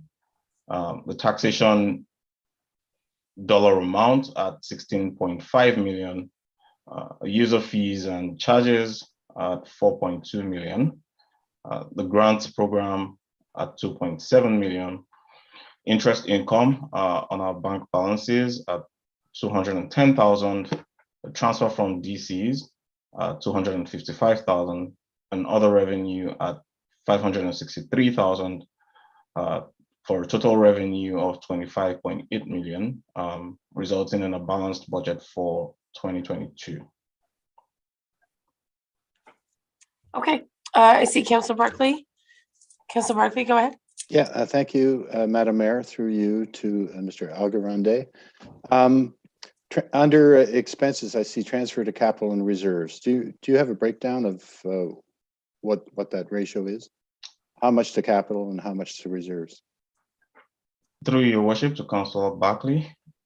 So the 2.1 million is made up of 1.1 million from the OCIF grant that we're receiving and the gas tax funding for 2022. And 836,000 would be the transfer to reserve as a result of the surplus between the expense and the revenue lines for 2022. So just to kind of go further on that as well, the 1.1 million will be transferred directly to fund capital projects that we've identified in the 2022 budget year. And the 836,000 will be a direct transfer to reserves for other purposes that council will determine in the future. Great. And can you speak to the increase in salaries and benefits of 11%? Yes, I have a slide just after this that goes into specific expense and revenue categories, speaking to the increases that we're seeing year over year. Okay, thank you. I'll wait for that. I'll go to Councillor Sullivan next. Okay, thank you, Madam Mayor, and through you to Mr. Orindi. You may be going to answer this in the next slide that you just spoke about. So if that's the case, then I can wait. But one of my questions was the increase in material and supplies of 42%. Does that have anything to do with requirements to provide COVID protocols like masks and hand sanitizers and all those things, additional cleaning, etc.? And then under revenue, under other, it's like 983% increase. Where does that other come from, and why the significant increase in that amount? But you may be going to speak to these in the next slide, so I don't know. Through your worship to Councillor Sullivan, I'll actually answer the second question, and then the first one will actually go into more detail when we get to the departmental budget. Okay. Because this is an aggregate line, it's a bit difficult to say what exactly mix that up. But when we get to the departmental budget, it will be broken down in further detail. Okay, thank you. The other revenue that we're seeing over the 2021 budget year compared to the 2022 budget year is actually not necessarily a new revenue line for the municipality, but one that was not previously identified in previous budgets. And this is the 3.5% planning application deposit that we receive from developers at the commencement of a new subdivision. This has historically been received by the municipality, but has never been identified in previous budgets. And we're doing that now in this budget and going forward. Okay. Mr. Dyke? Thank you, Rich. Just to build on that point, that goes back to my earlier comment in my introduction about us moving into or embracing the concept of growth paying for growth. And so we put this in place so the developers come in, they're offsetting our expenditures with respect to staffing in the review and approval of applications that come through the municipality. Okay, thank you. Okay, Mr. Ogunronde, I know that the council is likely, and probably staff would welcome a quick 10-minute break. I don't know when we transition into those departmental presentations, but perhaps we can take a quick pause before going more deep in terms of those budget items. I see Mr. Dyke. Go ahead, Mr. Dyke. Okay, all right. Your worship, actually, we have I believe two other slides after this table that speak to the total municipal costs. And wonderful. Then we go into the departments. Okay, that sounds great. Next all right, slide, carry please. on then. Thank you, worship. Next slide, please. Okay, so just to go into the different expense categories in a bit more detail, on the salaries and benefits line, we're seeing an $980,000 increase. And this is primarily as a result of the merit increases for staff and the cost of living adjustment. The staff is recommending at 1% for the 2022 budget year. And also, as part of the salaries and benefits for the 2022 budget year, we're bringing forward two new positions in the municipality. One is a bylaw manager, and the second is an engineering technologist. And just as Mr. Dyke had mentioned earlier, this engineering technologist salary line has been tied directly to the 3.5% planning application fees that we'll be collecting from developers in the 2022 budget year as a result of the application processing. And on the contract services side of things, we're seeing an increase of 2.3 million year over year from 2021 budget year. This is primarily as a result of the increase in the waste management contracts and the successes that we've seen going forward from 2021 into 2022. Also on our insurance package for the municipality, we saw an increase in a premium to just under $100,000 when compared to the 2021 budget year. And also in the contract services line, we also have the one-time non-capital projects and transfers that will be undertaken as well in the 2022 budget year to the tune of 1.3 million. And on the police services side, as we've also seen in that presentation earlier, there's a very slight decrease from 2021 to 2022 budget year, but not significant enough to highlight as part of this presentation. Next slide, please. And on the revenue side, when compared to the 2021 budget year, the tax revenues will be going up by just a little over 300,000 as a result of the 2021 assessment growth and the 2022 proposed assessment growth as well. All of this in conjunction with the proposed 0.74% tax increase for the 2022 budget year. And on the user fees and charges, we're seeing a slight increase year over year from 2021, primarily as a result of more revenue, based on the number of permits that are being processed in the building department. And also on the grants and government transfer line, we're seeing an approximately $700,000 increase year over year from 2021, primarily as a result of the increased OCIF funding.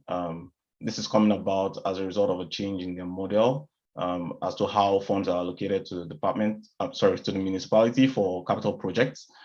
We're also seeing an impact from the modernization program grant that the municipality was successful for in 2022, increasing that line as well. Next slide, please.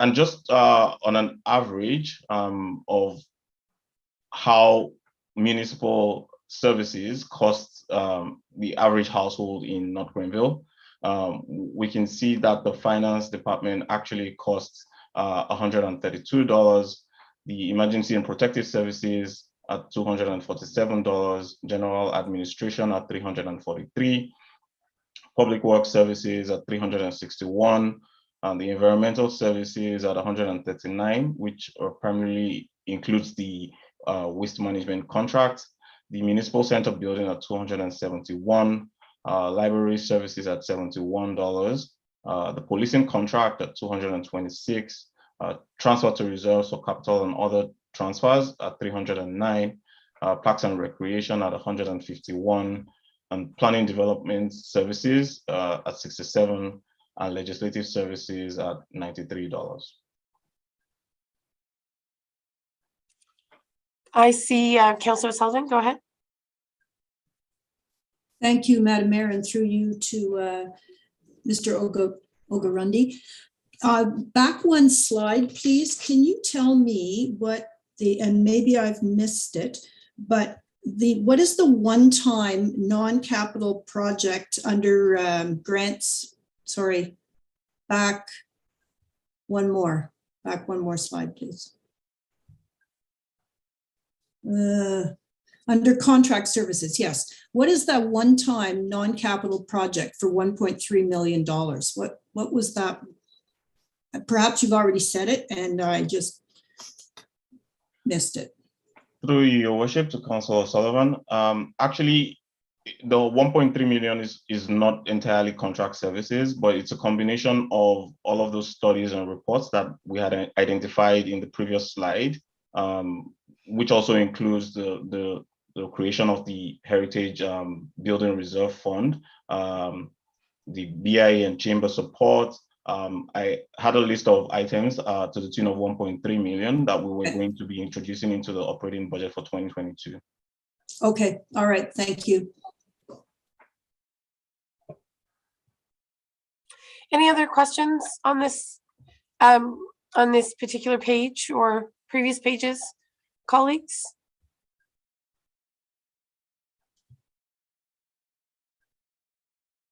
Seeing none, why don't we, it's 8:22, so we've been at this for almost 2 hours. So why don't we give ourselves 8 minutes to walk around, grab a glass of water, so that we can carry on with some more substantial dialogue and information. Thanks. Just mute your mic and stop your video. Thank you.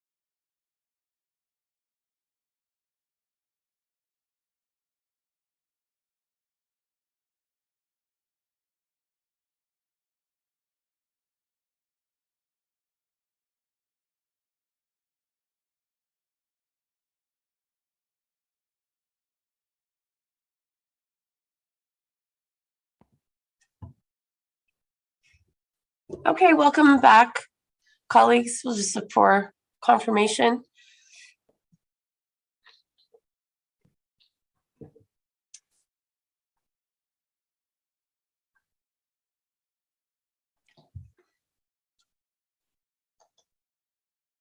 I think we're just waiting for Councillor Sullivan. I hope everyone's appreciating my hockey Sorry. mom mug. No I'm problem. here. Councillor I just Sullivan. hadn't turned back on. As we were discussing our budget, my daughter was playing a hard-fought game with Cornwall. So hence my hockey mom coffee mug this evening. All right, so welcome back. Very fulsome 2 hours. I think Mr. Ogamrande, there are some slides which present the departmental view. And as I understand it, I think you're just going to flip to each slide. And if council colleagues have any questions, certainly that's the time to ask them. It was a very, I think, fulsome overview of how we get to 0.73, 0.74, whatever that reduced number is. It's obvious there's been some very creative and strategic reflections on the part of staff about how we can get to somewhere slightly lower without sacrificing things that I think mean a lot to the community and to council. And I do want to recognize the modernization piece is just huge. It was a theme that, you know, was highlighted at the beginning of your presentation. And, you know, I think it's something that we haven't necessarily promoted to the same extent when we interact with the community, but without the significant efforts to modernize our municipality, to provide a better customer service experience, to make sure that we have the right expertise and capacity to deliver on the needs of the community, some of which are driven by growth and some of which are driven by evolving expectations, then I think we would be in a much less ideal spot, to say the least. So I can see how much modernization continues to be a driver of what's happening here at the municipality. And from my perspective, I think it was necessary, if not long overdue, and I'm very, very pleased to see that we're able to move forward. So with that, I see Councillor Barkley, and then perhaps we'll have Mr. Ogamrande flip through those departmental overviews, and we'll go from there. Councillor Barkley?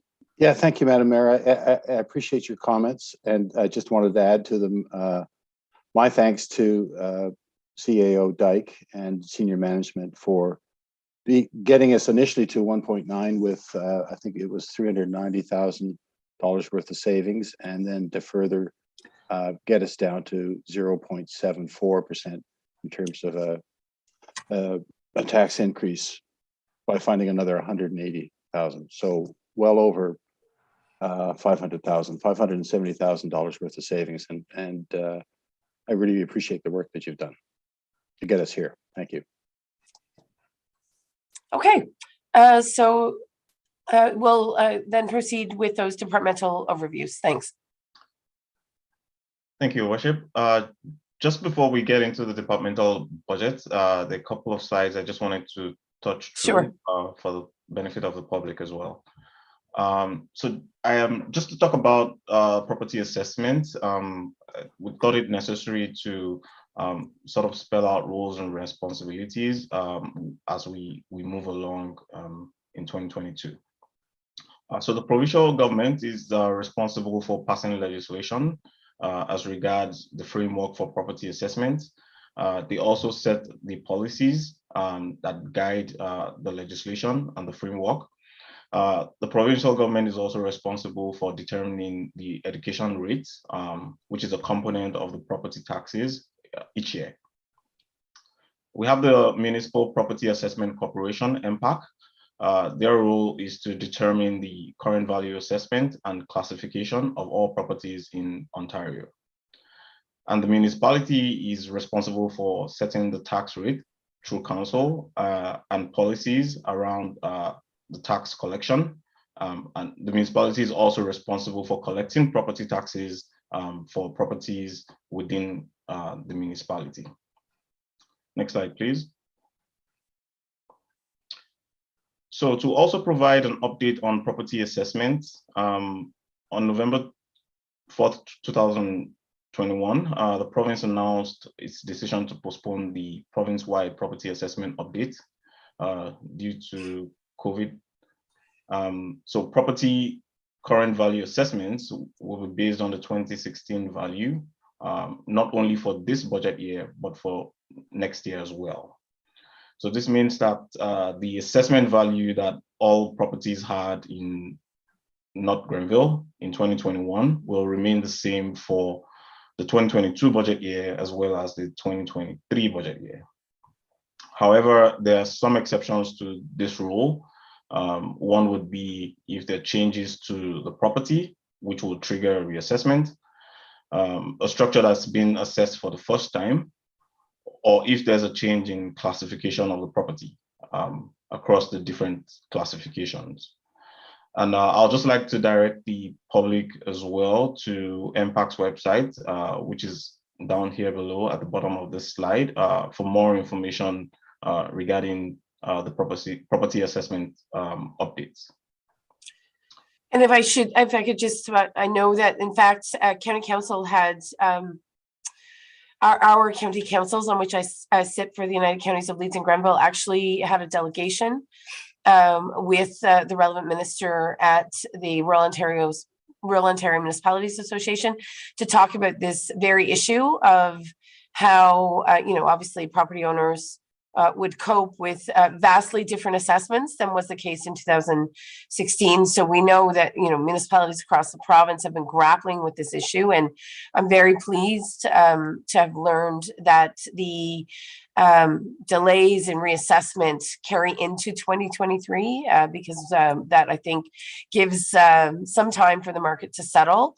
And it's been one of the dominant concerns that we've heard from a lot of individuals, certainly throughout this budget process, is there is a lot of anxiety about obviously elevated property valuations and what that could ultimately mean for someone, a year or 2 years down the road. So I'm very heartened to see that MPAC will not be proceeding with, any implementation of, renewed property values until 2024. Thank you, Your Worship. Next slide, please. Okay. So how do we arrive at the property taxes?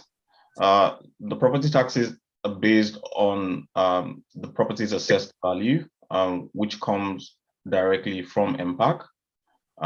And then these values, we apply both a combination of the municipal rate, the education rate, and the county rate. So as part of this budget, we're proposing the municipal rate increase at 0.74. On the education rate, we've received confirmation from the Ministry of Finance that there will be no increase for 2022 budget year. And we're still waiting on the county for their final rate. But based on the information we have at this point, we're estimating about a 2.5% increase for 2022. Next slide, please. And on this slide, we'll see the tax distribution, the property tax distribution across the three bodies, 14% for the education, 33% for the county, and 53% for the municipality. So based off of an average assessment value of a residential property in 2021 and 2022, we'll notice that those numbers remain the same because this is still based off the 2016 assessment values of properties. As a result, the average municipal tax on this average value of property will, for 2022, will be $2,409. This is also further reflected as an aggregate property tax rate increase of 1.22%. And in dollar terms, what this means for the average household is an increase of $55 for the tax year. And also just reconfirming that the property tax rate is an addition of the municipal rate, the education rate, and the county rate. Next slide, please.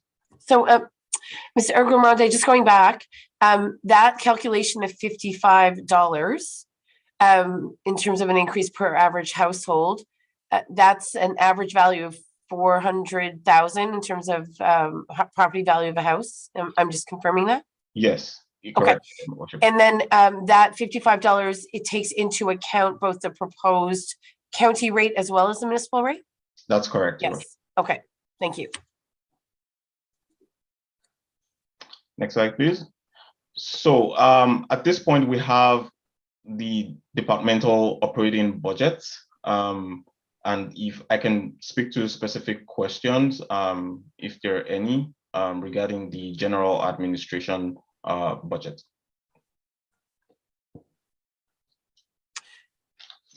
So any question, colleagues? I assume general administration does capture the clerk's office. Am I correct?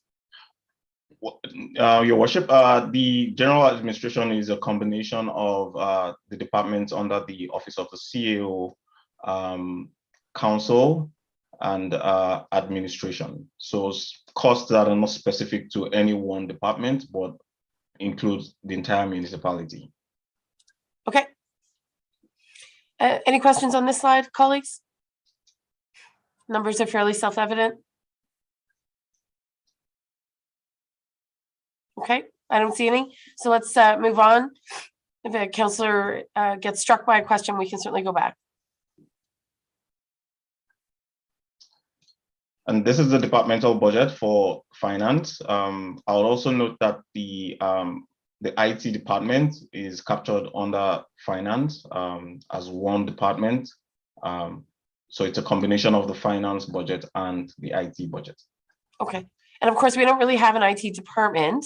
We contract out for IT services. But of course, the acquisition of software would have you, we would absorb directly, right? It would be a combination of both those things? That's correct, Your Worship. Okay. So that would really be under that contracted professional service line, I'm assuming. That's correct, Your Worship. Yeah, okay. I keep having to remind the counties that, we don't have the luxury, of course, as a smaller municipality of having a dedicated IT department. And I know we're heavily reliant on outsourcing some of that support, which is absolutely critical. And with a couple of security breaches earlier this year, which are par for the course in any larger organization, I know we've done some work to increase some of those security imperatives, which I think was necessary. Colleagues, anything on this line in terms of finance? I'm not seeing anything, so we'll move on. Thank you. Next slide, please.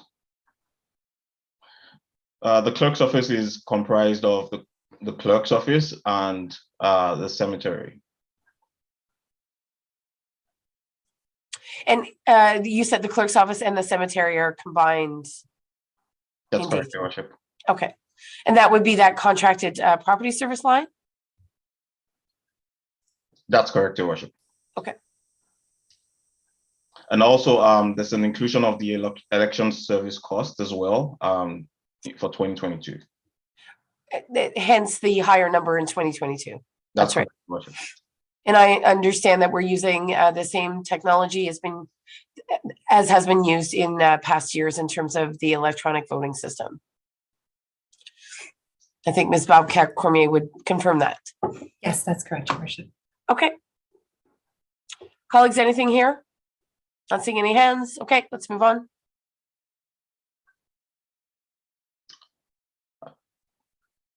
And this will be the budget for the emergency and protective services, a combination of the fire department, special protective services, and the bylaw. I'm wondering, Mr. Dyke or one of our other directors, if we want to speak to the proposed bylaw manager. I know it's something that Mr. Dyke and others have been discussing for some time. Do you want to just give us a little more context for the introduction of that position? Yeah, thank you, Your Worship. So this is part of the pieces with the evolution of the municipality or the modernization is the phrase we've been using for the balance of the evening. Is as we've been growing, we're getting a lot more demand for bylaw services, and historically in North Granville, that's been a component of the emergency services department. And while Chief Oakham has done an outstanding job in running the bylaw services for us over the last number of years, it's now getting to such a volume that it is creeping into his principal job for us, which is our fire chief and director of emergency services.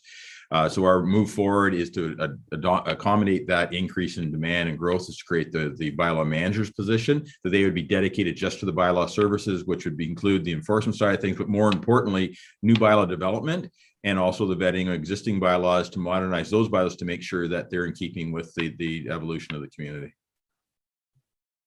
Okay, thank you.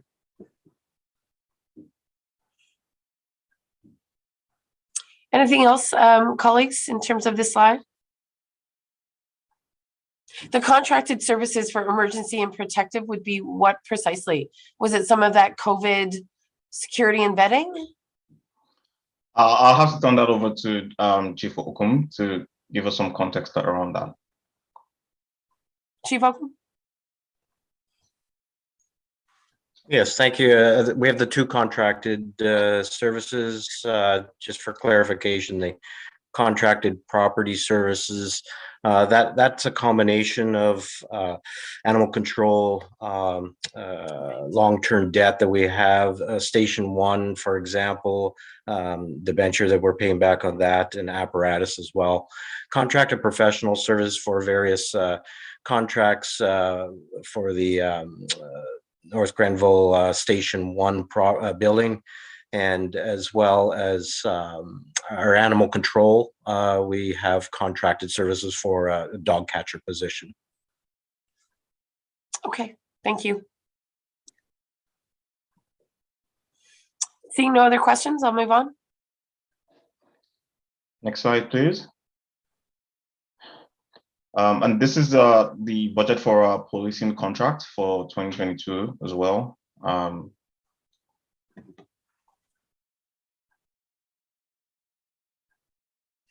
Okay, I think we benefited from a very comprehensive OPP presentation. I think we can move on. And for the planning department,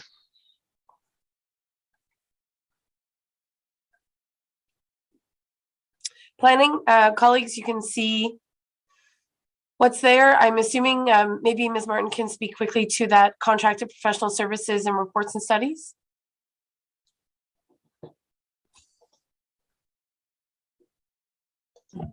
Thank you, Your Worship.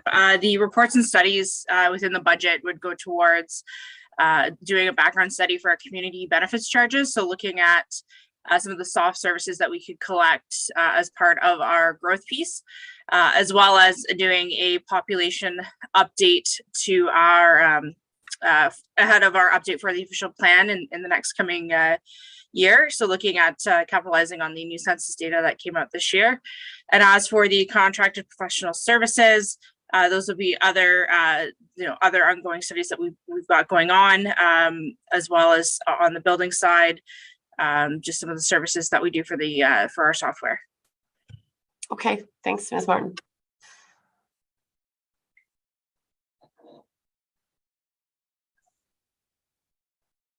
Anything else, colleagues, on planning? Seeing none. Okay, let's carry on. next slide, please. This is the budget for the building department. Okay, building inspection, of course. And I'll just highlight also on this slide that it's not funded through the tax base. It's funded 100% through the use of fees, which are the building permits that the department collects. Indeed, yep, and that is evident in when you look very closely at revenues. So nice to see. Councillor Barkley. Yeah, through you, Madam Mayor, to Mr. Ogarunde. I'm looking forward into 2023, and I noticed that now we'll be drawing from reserves a substantial amount compared to the following years, but we aren't drawing from reserves. So going forward, it's not 100% reliable or determined by user fees, not 100% covered by user fees. Why is that? I can certainly give some context to the numbers, but I'll turn over the specifics to Director Martin to answer that. So what we've tried to do with the budget is to aim for a balanced budget. But it's not uncommon that in some years there would be a surplus that would be transferred to reserves. And in a year where there's a special project going on or more activities are expected, there will be a draw from reserve. I believe in the 2023 budget year, there's an increase in the contracted professional services or property services for the 2023 budget year that would require this draw from reserves. Ms. Martin, do you want to elaborate? Yes, thank you, Your Worship. That would be, I think that was more so in anticipation of the requirement just to provide more service to the department as we continue to grow and experience growth on the development side. So just in the event that we would have to hire someone on a consulting basis to come in and help out with that building permit review or hire another inspector. As you can see, we do have now indexed our building fee revenue to help offset that, but that would potentially just be an increase you would experience in 2023, but it's still, just a projection. We'll definitely keep things up to date and present better figures moving forward for 2023 and beyond. Councilor Barclay, anything else? No, thank you. Okay.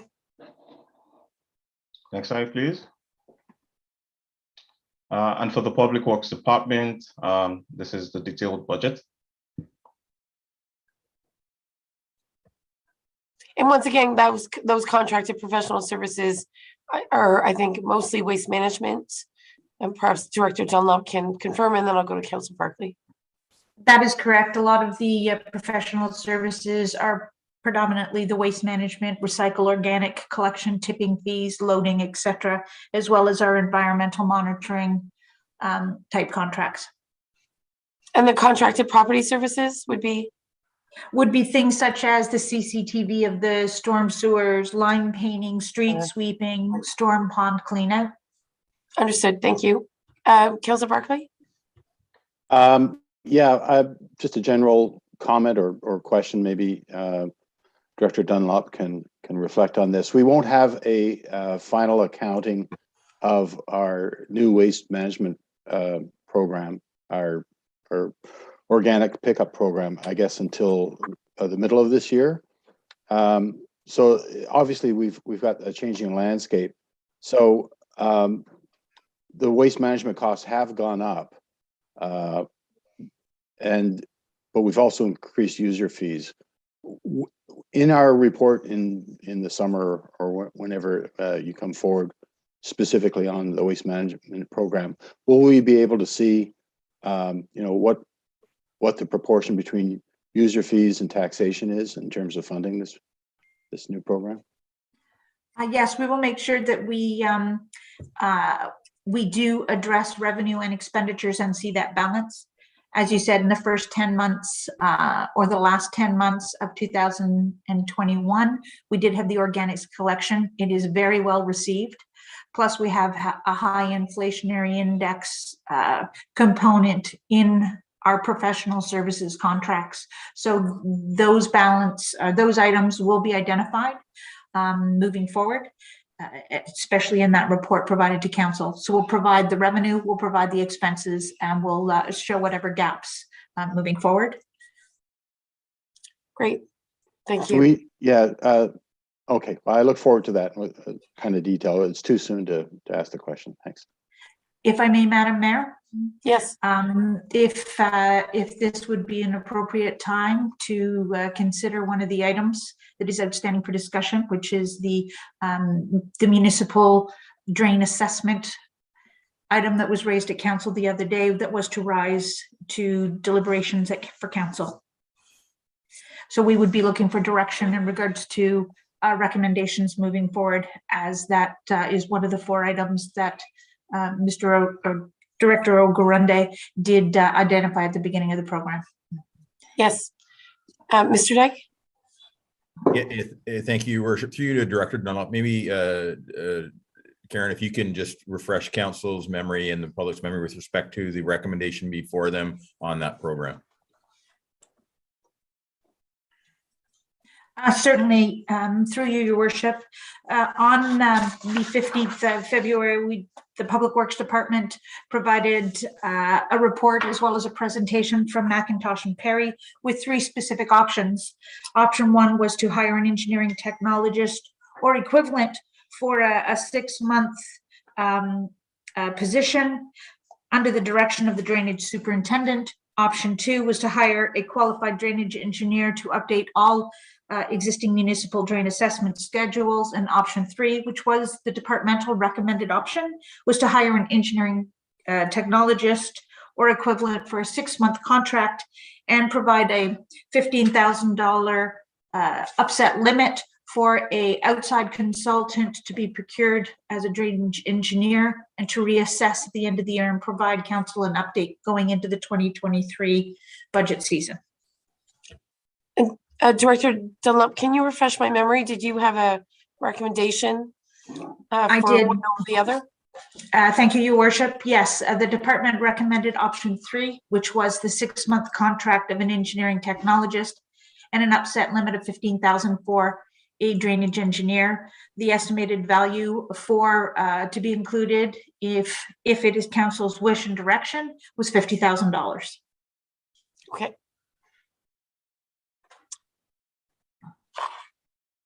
Colleagues, it seems to me that if Ms. Dunlop is confident in a certain direction, that at this stage, perhaps that's the best course of action.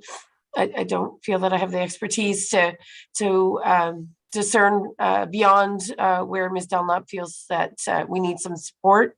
It's become obvious, and Councillor Barkley and I were on a agricultural and rural affairs committee meeting just before this, talking about the merits of drainage. I know that there's a comprehensive rural and urban drainage master plan being proposed, and I know that we'll have a lot of longer term impact in terms of how we do drainage here in North Granville. So I am inclined to accept Director Dunlop's recommendation.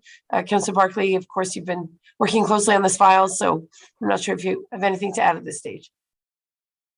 No, I've had conversations since the last since that delegation or that report delivered by Mr. Sly and and Josh Young from Mac Perry, and I think that's the staff recommendation I'm willing to support, and I'll move whatever resolution is required to have it included in the budget if it's not already accounted for. And but what encourages me to go forward with that is that in 6 months it'll be reviewed, and we'll take a sense of where we're at, and if we need more staff and funding, then we'll deal with it at that time. But I think this would give us a great start to attack that issue. Okay. Any other comments, colleagues? I'm assuming, Mr. Dyke, that if that's the direction of council, you'll just proceed accordingly. That's correct. It will be built into the budget. Thank you. Okay. I'm not seeing any other comments, so thank you, Director Dunlop. I think we're eager to get started. Lots, I know, to review and assess. So it's great to see it and moving forward. And I recognize that Councillor Barkley, you've been working closely with Director Dunlop and her team. So great work. All right. Anything else on Public Works, colleagues? I'm not seeing anything, so we'll move on. Next slide, please. This is a budget for the Parks, Recreation and Culture Department. And again, those contracted property services pertain to what specifically? Mr. Guy? Thank you, Your Worship.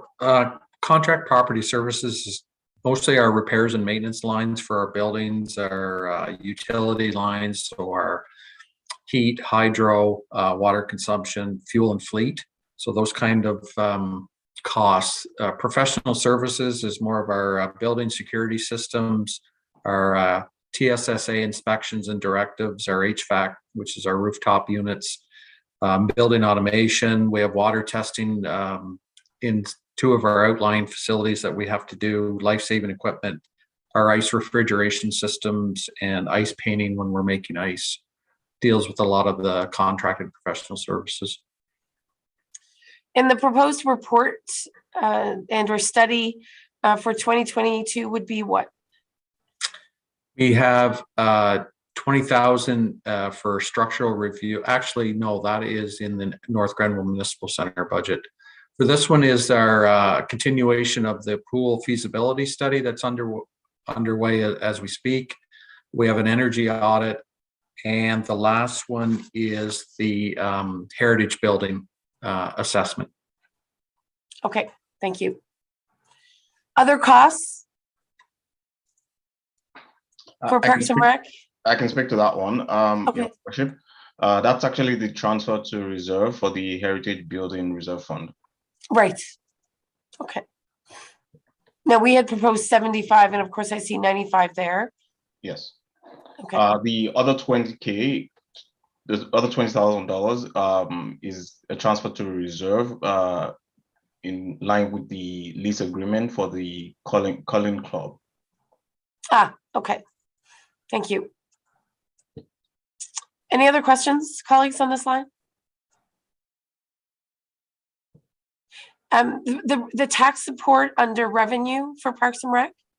Oh, that's what our tax revenue directly supports in terms of Parks and Rec. Let it go. Yeah, okay. I don't see any other questions from colleagues, so we can move on. And this will be the budget for the North Granville Municipal Center building.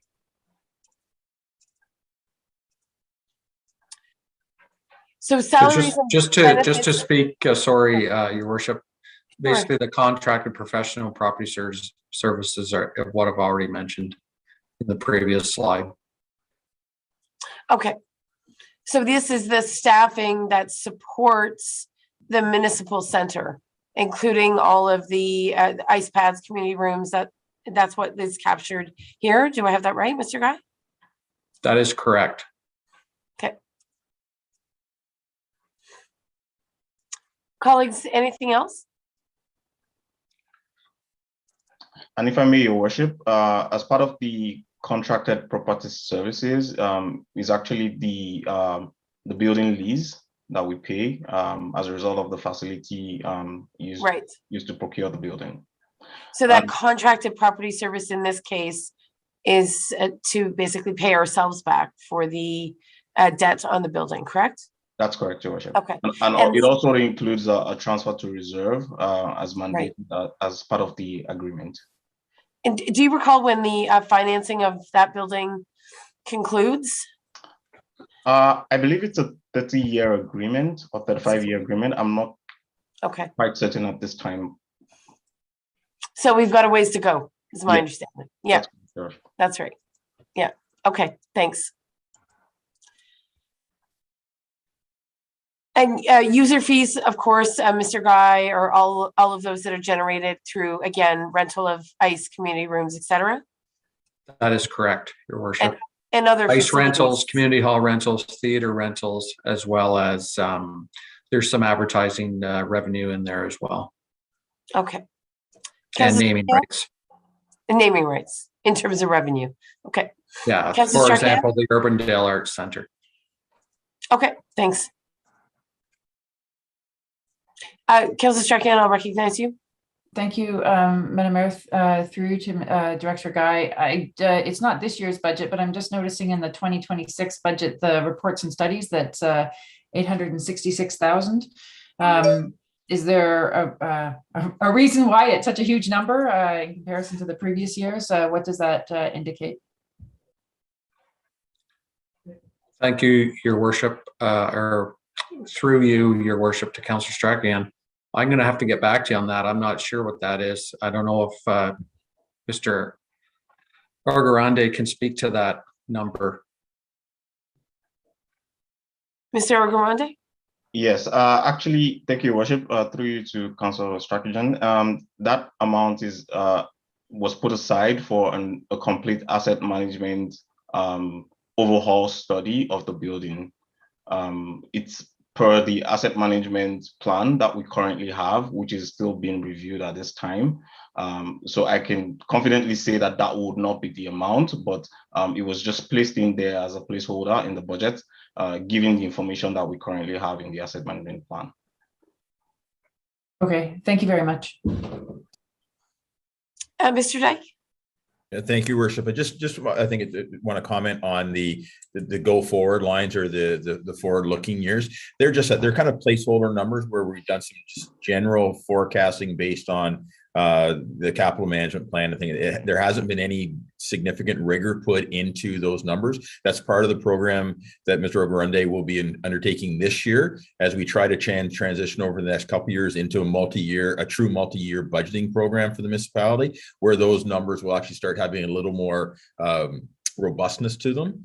So they're, for lack of a better term, they're placeholders that have come out of previous studies that were done without not a lot of forecasting or rigor at this point, but that will change as we move forward.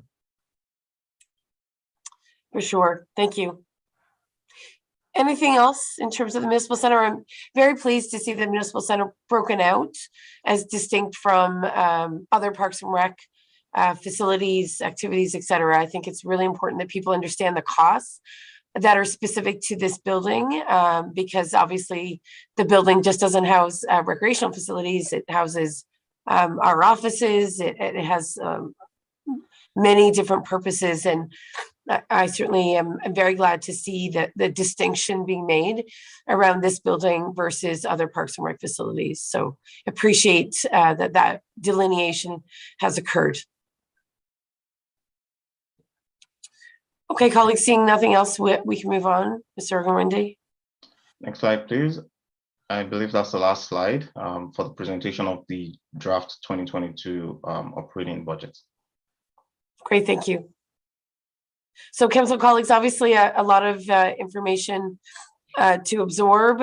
Once again, I want to thank Mr. Dyke and Mr. Ogarunde for such comprehensive information. I obviously am heartened, as I've said previously, to see staff working very hard and assiduously to get us to a lower tax rate increase. I know there's a lot of anxiety, and inflationary pressures are real, not just for the municipality, but for households generally. And in this time of uncertainty, I feel that this budget has done a good job of balancing, once again, imperatives for modernization, infrastructure, and quality of life here in North Granville, with fiscal responsibility. And as I said in our previous meeting, this council certainly has been very committed to keeping our tax rate increases generally below 2%, well below 2%. And I feel that that consistent approach has been well appreciated by certainly taxpayers.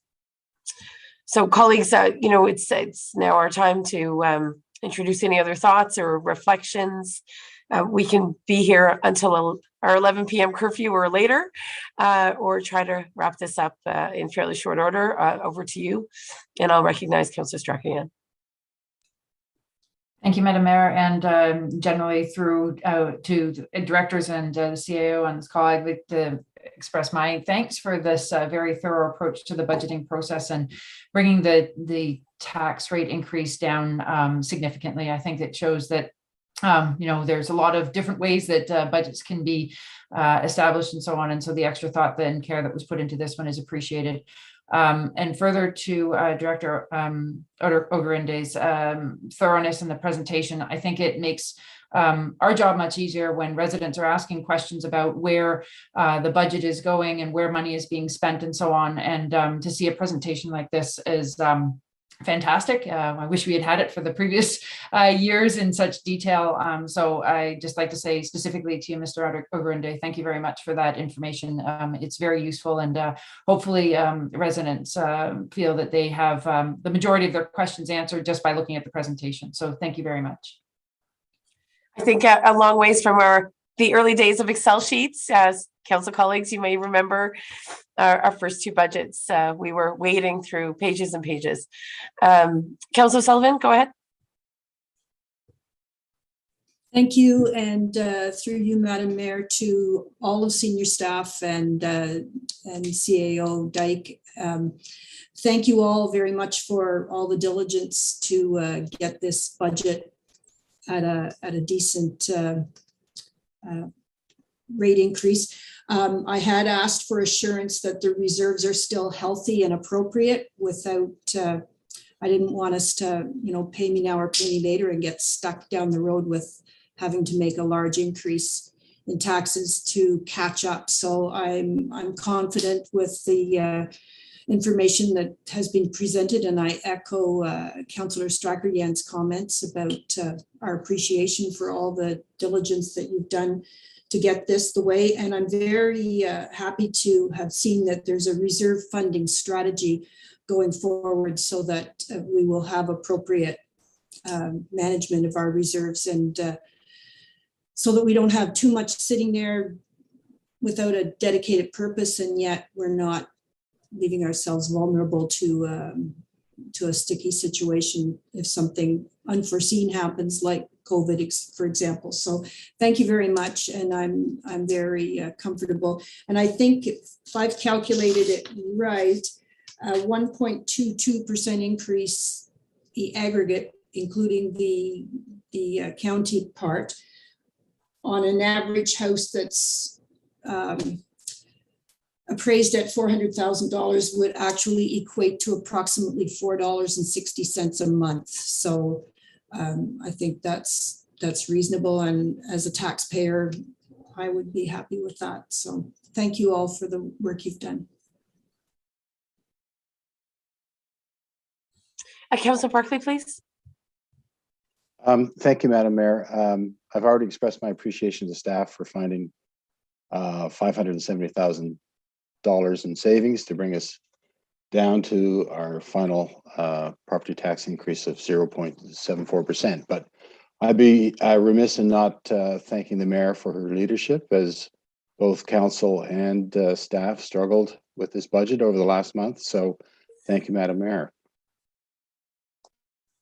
Thank you. I always relish a good dialogue, and Mr. Dyke and I had several. So it's been a pleasure to oversee what will be this term of council's last budget, Councillor Wilson's first. And I think we have a very strong record to be proud of. And again, without the foresight of Mr. Dyke and new leadership, we might have had very different conversations this evening. So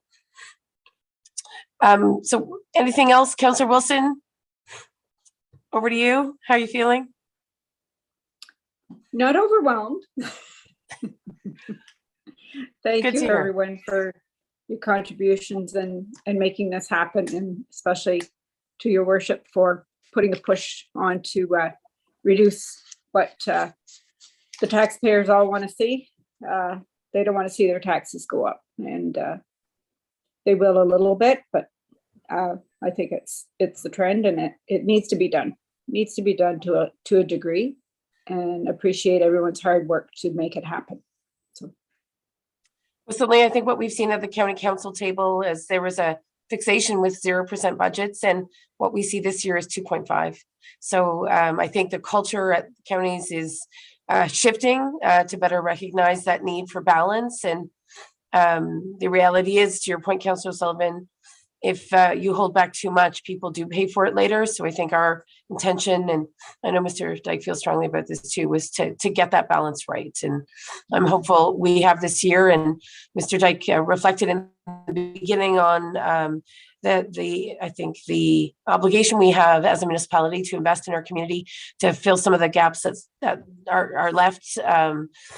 Because the counties doesn't have the capacity, or the need is too great. So when we see some of those investments in important service organizations in our community, I think we know that they're making a real difference in terms of how we service residents and businesses both. So it's good to see. I think former deputy mayor, always used to insist that we be ahead of the pack, and I think this budget is another example of that. So sorry he can't be here to complete the deliberations this evening, but we know he's with us in spirit. Colleagues, if there's nothing more, I think we can move to adopting the budget as presented or as discussed. I don't know, Heather, I apologize, Ms. Macro-Cromie, I don't have the proposed wording of the motion in front of me. Maybe you can help me out. Yes, thank you, Your Worship. Be it resolved that Council receive and approve the draft 2022 municipal operating budget, that Council receive and approve the amended draft 2022 municipal capital budget, and that Council authorize the Acting Director of Finance Treasurer to prepare the necessary bylaws to implement the 2022 capital budget, 2022 operations budget, and the 2022 water wastewater budget as approved on January 22nd, 2020. That should be February 22nd, 2022. And I see Mr. Dyke has a comment. Yeah, not a comment, just a clarification, Your Worship. If we can please split those into two separate motions, one on the capital, one on the operating. Sure. Okay. So then I, without further ado, I'm going to look for a mover and a seconder for the receipt and approval of the draft 2022 municipal operating budget. Okay, I've got Councillor Strachan O'Sullivan. Thank you very much. Any final comments on operating? Seeing none. Sorry, yeah, that's the amended draft budget, just to be stickler for detail there. I think you missed amended. I have on the operating, there isn't the language of amended. It's the capital that's amended, isn't it? I believe that's the case, Mr. Dyke. Do you want to clarify for us? Actually, the operating was amended through the inclusion of the drainage piece. Drainage matter. Okay, great. Okay. Thank you. Good catch, Councillor Barkley. Appreciate it. So I'm assuming that is amenable for the mover and a seconder. Mover and seconder, good. Okay. Anything else, colleagues? Seeing none, I'll call the question. All in favor, please. Congratulations. We have an operating budget. And no sooner than March 2nd. So we'll move to the next one. This is to approve the amended draft 2022 municipal capital budget. And I'll look for a mover and seconder on that. Councillor Barkley, Councillor Wilson, are you with us? Would you like to second? Okay. So Councillors Barkley and Wilson, thank you. Any final comments on the capital budget? We know that Mr. Dyke, that Heritage Reserve, which I know we're targeting, particularly for what I hope will be, I think we all hope will be badly needed renovations to the Township Hall, that sits in the capital, is that correct? Well, as it's presented, we're actually, because we were waiting for the findings of the report to come out, so we're actually just putting the money in the reserve, yes, and then it will be used as needed by the findings of the reserve or direction from council as to what work's done in 2022. And that way also, if we don't get to the physical work in 2022, the money is still there, will be held over into subsequent years. Good, thank you. All right, any other questions from colleagues? I'm not seeing any. Okay, I will call the question. All in favor, please. Good, thank you. And then finally, I have a remaining recommendation around authorizing the Acting Director of Finance Treasurer to prepare the necessary bylaws to implement 2022 capital, 2022 operations, and the 2022 water wastewater budget. Mover and seconder, please. Councillor Strachan O'Sullivan, thank you. Any comments on this? Colleagues, of course, this includes our decision last week to adopt the 2022 water and wastewater budget. Seeing none, I'll call the question. All in favor? Thank you. And I think as a consequence, we are moving to confirmation of proceedings.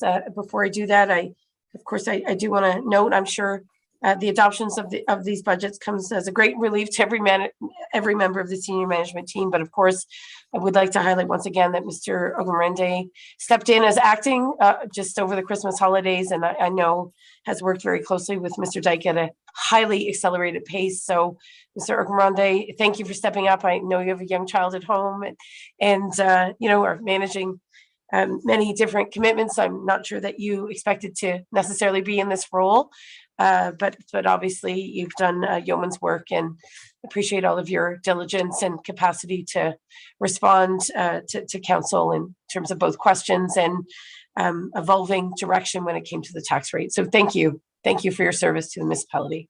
Thank you, Your Worship. Council colleagues, I'm looking for a mover and a seconder for the confirmation of proceedings. Are we Councillor going to Sullivan? questions? Are we going to questions from the public and the media? Oh, I apologize. I'm looking at my agenda package, my package of motions. I apologize. Of course, I always relish questions, as you know. So any questions from members of the public or the community? I confirm, Your Worship, that I've received no questions from members of the public or from the media. And we have no members of the public or media in attendance this evening. Thank you. So with that, we'll move on then. Colleagues, we're okay? All right, let's go to confirmation. I believe we had a mover and a seconder for confirmation. Did I have that right? Councillor Sullivan, Councillor Strachian, did you move in second confirmation? Forgive me, it's getting late. Okay. Thank you. Okay, Councillor Strachian, thank you.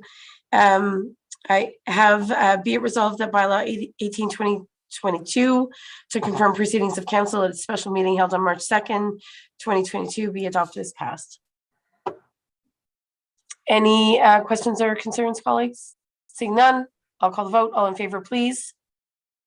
Good. Thank you. And then finally, motion to adjourn. Councillor Wilson, would you like to move that, please? Councillor Barkley, seconder. Thank you. And in warp speed time, colleagues, we are moving to adjourn at 9:24 p.m. I'm sure it's a relief to staff, as it may be to all of you. Really intense but important discussions this evening. So thank you to everyone for bringing their best to the table. I'll call the vote on adjournment, please. Thank you.